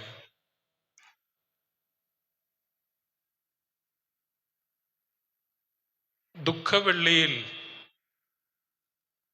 എല്ലാവരുടെയും മനസ്സിലൊരു ശോകഛായയുണ്ട്. അന്തരീക്ഷത്തിന് പോലും ഒരു മൂടിക്കെട്ടിയ അവസ്ഥയുണ്ട്. കാരണം ദുഃഖവെള്ളി ഈ പ്രപഞ്ചത്തെ സൃഷ്ടിച്ചവനെ ഈ ഭൂമിയിലെ കുറച്ചു മനുഷ്യർ ചേർന്ന് അതിക്രൂരമായി കൊല ചെയ്തതിൻ്റെ ഭീകരമായ ഓർമ്മയാണ്. ഈ ഭൂമിയിലെ മനുഷ്യർ എത്രമാത്രം ക്രൂരരാണ്. പുറത്തു കാണുന്നതല്ല, അകത്തുള്ളത്. മനുഷ്യന്റെ ചരിത്രം അതീവ ക്രൂരമാണെന്ന് നമ്മെ ഓർമ്മിപ്പിക്കുന്ന ദിനമാണ് ദുഃഖവെള്ളി. ഈ ദുഃഖവെള്ളിയുടെ ആരാധനാക്രമത്തിൽ പീഡാനുഭവ ചരിത്രത്തെക്കുറിച്ചുള്ള പ്രസംഗം അനിവാര്യമായ ഒരു അനുഭവമാണ് വിശ്വാസിയെ സംബന്ധിച്ച്. അതുകൊണ്ട് തന്നെ പീഡാനുഭവ പ്രസംഗം കേൾക്കാൻ വിശ്വാസികൾ ഇതുപോലെ വിശ്വാസത്തോടെ, സ്നേഹത്തോടെ, ശാന്തതയോടെ ഒരുമിച്ചിരിക്കും. 2000-ഓളം വർഷം പാരമ്പര്യമുള്ള നമ്മുടെ കർത്താവിൻ്റെ പീഡാനുഭവത്തെക്കുറിച്ച് ധ്യാനിക്കാൻ ഇന്നേ ദിവസം നമ്മുടെ കർത്താവിൻ്റെ പീഡാസഹനത്തിൻ്റെ ആഴമേറിയ ദർശനങ്ങൾ നമുക്ക് മുമ്പിൽ അവതരിപ്പിച്ചത് പ്രിയ ബഹുമാനപ്പെട്ട ജേക്കബ് പ്രസാദ് അച്ഛനാണ്. കൊളാഷ് എന്ന ഒരു ആർട്ട് രൂപമുണ്ട്. കലൈഡോസ്കോപ്പ് എന്ന് പറയുന്ന ഒരു കലാരൂപം. പല പേപ്പർ കട്ടിങ്ങുകളോ ചിത്രങ്ങളോ നിറങ്ങളോ ഒക്കെ ഇങ്ങനെ ഒരുമിച്ച് വെക്കും. ഇത് തമ്മിൽ നേരിട്ടൊരു ബന്ധം ഉണ്ടാവില്ല. പല കഷ്ണങ്ങളായിരിക്കും പേപ്പർ കട്ടിങ്ങുകൾ, പല ചിത്രങ്ങൾ, പല നിറങ്ങൾ. ഇതെല്ലാം ഇങ്ങനെ ഒരുമിച്ച് കൂട്ടി ഇങ്ങനെ വെച്ച് കഴിഞ്ഞിട്ട് ഏറ്റവും അവസാനം നമ്മൾ നോക്കുമ്പോൾ അതിഗംഭീരമായ ഒരു ചിത്രം അവിടെ തെളിഞ്ഞിട്ടുണ്ടാകും. അതിഗംഭീരമായ മഹനീയമായ ഒരു ആശയം അത് നമ്മുടെ മുമ്പിൽ പ്രദർശിപ്പിക്കുകയും ചെയ്യും. കൊളാഷ് എന്ന ഫ്രഞ്ച് വാക്ക് അതിനുപയോഗിക്കുന്നു. കലൈഡോസ്കോപ്പ് എന്നും മറ്റൊരു വാക്കുണ്ട്. ജേക്കബ് പ്രസാദ് അച്ഛൻ്റെ പ്രസംഗം ഇങ്ങനെ കേട്ടുകൊണ്ടിരുന്നപ്പോൾ നമ്മ എവിടെ നിന്നാണ് അത് തുടങ്ങിയത്? അത് തുടങ്ങിയത് നമ്മുടെ കർത്താവിൻ്റെ പെസഹായുമായി ബന്ധപ്പെട്ട കാര്യത്തിലാണ്. അതിനുശേഷം വിശുദ്ധ പൗലോസിലേക്ക് കടന്നു വന്നു. എൻ്റെ ശരീരത്തിൽ ഞാൻ ക്രിസ്തുവിൻ്റെ മുറിപ്പാടുകൾ സ്വീകരിച്ചിരിക്കുന്നു എന്ന് പറയുന്ന സ്റ്റിഗ്മാത്തയുടെ ആദ്യത്തെ ചിന്ത, പഞ്ചക്ഷതങ്ങളുടെ ആദ്യ ചിന്ത. അതിനുശേഷം നൂറ്റാണ്ടുകളിലൂടെ നാം ഈ പീഡാനുഭവത്തെക്കുറിച്ച് ചിന്തിച്ചും ധ്യാനിച്ചും കൊണ്ടിരിക്കുകയാണ്. ഇത് നമ്മൾ ഒറ്റപ്പെട്ട് ഈ കഴിഞ്ഞ കുറച്ച് വർഷങ്ങളായിട്ട് ചെയ്യുന്ന ഒരു കാര്യമല്ല, മറിച്ച് 2000 വർഷമായിട്ട് ചെയ്തുകൊണ്ടിരിക്കുന്ന കാര്യമാണെന്ന് വിശുദ്ധ പൗലോസിനെ അനുസ്മരിച്ചു. പിന്നെ സെയിന്റ് പീറ്ററിനെ അനുസ്മരിച്ചു. വിശുദ്ധ പത്രോസിന്റെ ലേഖനത്തിലെ കുറച്ച് കാര്യങ്ങൾ പറഞ്ഞു. പിന്നെ യോഹന്നാന്റെ സുവിശേഷത്തെക്കുറിച്ച് പറഞ്ഞു. അങ്ങനെ അവിടെ മുതൽ അങ്ങ് തുടങ്ങിയിട്ട് പിന്നെ ഫ്രാൻസിസ് അസീസിക്ക് പഞ്ചക്ഷതമുണ്ടായ കാര്യത്തെക്കുറിച്ച് പറഞ്ഞു. പാദ്രോ പിയോയ്ക്ക് പഞ്ചക്ഷതമുണ്ടായതിനെ കുറിച്ച് പറഞ്ഞു. എന്നിട്ട് നമ്മളെ കൊണ്ടുവന്നത് ക്രിസ്തുവിൻ്റെ ശരീരത്തിൽ ക്രിസ്തു അനുഭവിച്ച പീഡകൾ അതേക്കുറിച്ചുള്ള ധ്യാനത്തിലൂടെയാണ്. അച്ഛൻ അടിസ്ഥാനപരമായിട്ട് ഒരു ബൈബിൾ പണ്ഡിതനാണ്. ചരിത്രത്തെക്കുറിച്ചും ദൈവശാസ്ത്രത്തെക്കുറിച്ചും ആഴമേറിയ അറിവ് അച്ഛനുണ്ട്. അച്ഛൻ പറഞ്ഞ ആ പേരുകൾ തന്നെ പലതും ആരെക്കുറിച്ചൊക്കെ അച്ഛൻ വ്യക്തമായി പറഞ്ഞു. ഷേക്സ്പിയറിനെ കുറിച്ച് പറഞ്ഞു, ജോൺ പോൾ രണ്ടാമൻ പാപ്പയെ കുറിച്ച് പറഞ്ഞു, ഫ്രാൻസിസ് പാപ്പയെ കുറിച്ച് പറഞ്ഞു, സുഡാനിലെ ഭരണാധികാരികളെ കുറിച്ച് പറഞ്ഞു. ഇവിടെ കഴിഞ്ഞ വർഷങ്ങളിൽ നടന്ന ലിഞ്ചിങ്, ജനക്കൂട്ടം അക്രമാസക്തമായ ഒരു മനുഷ്യനെ തല്ലിക്കൊന്ന ഭീകരമാംവിധം കൊല ചെയ്ത കാര്യം പറഞ്ഞു. ഈ കഴിഞ്ഞ നാളുകളിൽ പെരുമ്പാവൂരിൽ സംഭവിച്ചത് പറഞ്ഞു. ഇന്ത്യൻ എക്സ്പ്രസിലെ എഡിറ്റോറിയൽ കാര്യം പറഞ്ഞു. തോമസ് അക്കംബസിന്റെ ഇമിറ്റേഷൻ ഓഫ് ക്രിസ്താനുകരണത്തെ കുറിച്ച് പറഞ്ഞു. ഇങ്ങനെ ഒന്നിൽ നിന്ന് ഒന്നിലേക്ക് ഇങ്ങനെ പല ഘടകങ്ങൾ ചേർത്ത് വെച്ചുകൊണ്ട് അച്ഛൻ നമ്മളോട് വളരെ ലളിതമായി അല്ല, സങ്കീർണമായ കാര്യങ്ങൾ പറഞ്ഞ് ലളിതമായ ഒരു സത്യത്തിലേക്ക് കൊണ്ടുവന്നു. ഈ ഭൂമിയിൽ നടക്കുന്ന എല്ലാ അക്രമങ്ങൾക്കും ഘടനാപരമായ തിന്മകൾക്കും എനിക്കും നമുക്ക് ഓരോരുത്തർക്കും പങ്കുണ്ട്. ഘടനാപരമായി തിന്മകൾ അകറ്റണമെങ്കിൽ നാം ഓരോരുത്തരും നല്ല സമറിയാക്കാരായി മാറേണ്ടതുണ്ട്. അപരന്റെ മുറിവിനെ വെച്ചുകെട്ടുന്ന മനുഷ്യരായി മാറേണ്ടതുണ്ട്. ക്രിസ്തുവിനെ പീഡിപ്പിച്ചവർ ഇപ്പോഴും പീഡിപ്പിച്ചുകൊണ്ടേയിരിക്കുന്നു. ഭരണകൂട ഭീകരതയായി ജനത്തെ പീഡിപ്പിച്ചുകൊണ്ടേയിരിക്കുന്നു. കുടുംബങ്ങളിൽ കുടുംബ ഭീകരതയായി നടന്നുകൊണ്ടിരിക്കുന്നു. ബന്ധങ്ങളിൽ ഈ കുരിശുമരണവും ഈ പീഡയും നിരന്തരം ആവർത്തിച്ചുകൊണ്ടിരിക്കുന്നു. ഏറ്റവും അവസാനത്തില് അച്ഛൻ വന്ന് നിർത്തിയത് നമുക്ക് നല്ല സമറിയാക്കാരാകാം എന്ന പാഠത്തിലാണ്.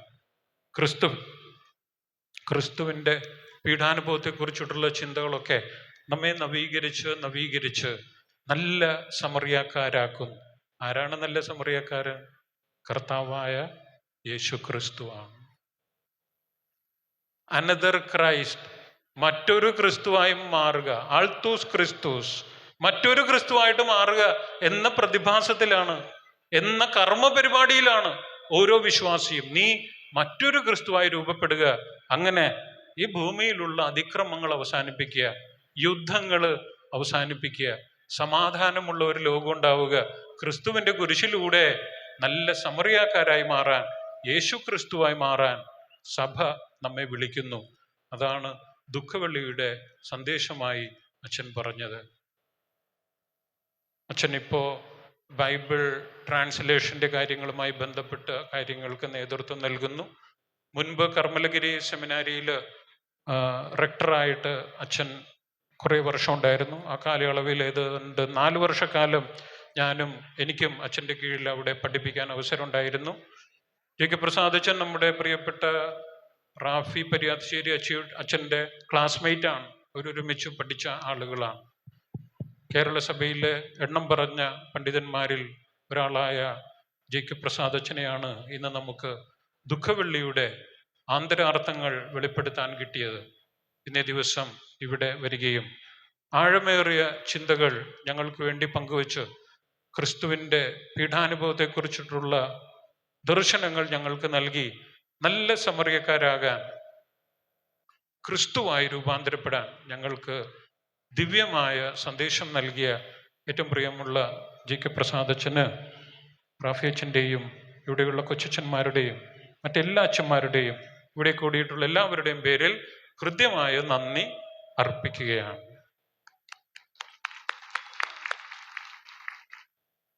ഇതിനുശേഷം ഉടനെ നഗരി കാണിക്കൽ ഉണ്ടായിരിക്കുന്നതാണ്.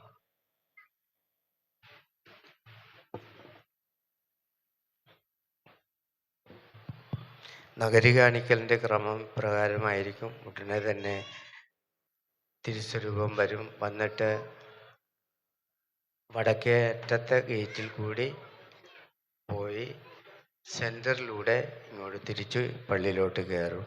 അതായിരിക്കും ക്രമത്തിൽ ഏറ്റവും മുന്നിൽ ധൂപം, അതിൻ്റെ പിന്നിൽ ഇടവ കുരിശ്, പിന്നിൽ വാൾട്ടർ ബോയ്സ്, അതുപോലെ തന്നെ കാല് കഴുകാൻ ശിഷ്യന്മാർ, അതുപോലെ തന്നെ കുട്ടികൾ, ഒരുങ്ങിയ കുട്ടികൾ, കാർമ്മികർ, ഇങ്ങനെയൊക്കെ ആയിരിക്കും ക്രമം. അതുകൊണ്ട് വടക്കേ അറ്റത്തെ ഗേറ്റിലോട്ട് കയറി പോകുന്ന നടുക്ക് കൂടി ഇങ്ങോട്ട് പള്ളിയകത്തോട്ട് കയറും. നമുക്ക് എല്ലാവർക്കും ആ നഗരി കാണിക്കൽ ഭക്തിയോടുകൂടെ പങ്കെടുക്കുവാൻ പരിശ്രമിക്കാം. വളണ്ടിയേഴ്സ് പറയുന്നത് എല്ലാവരും കേൾക്കണമെന്ന് ഓർമ്മിപ്പിക്കുന്നു.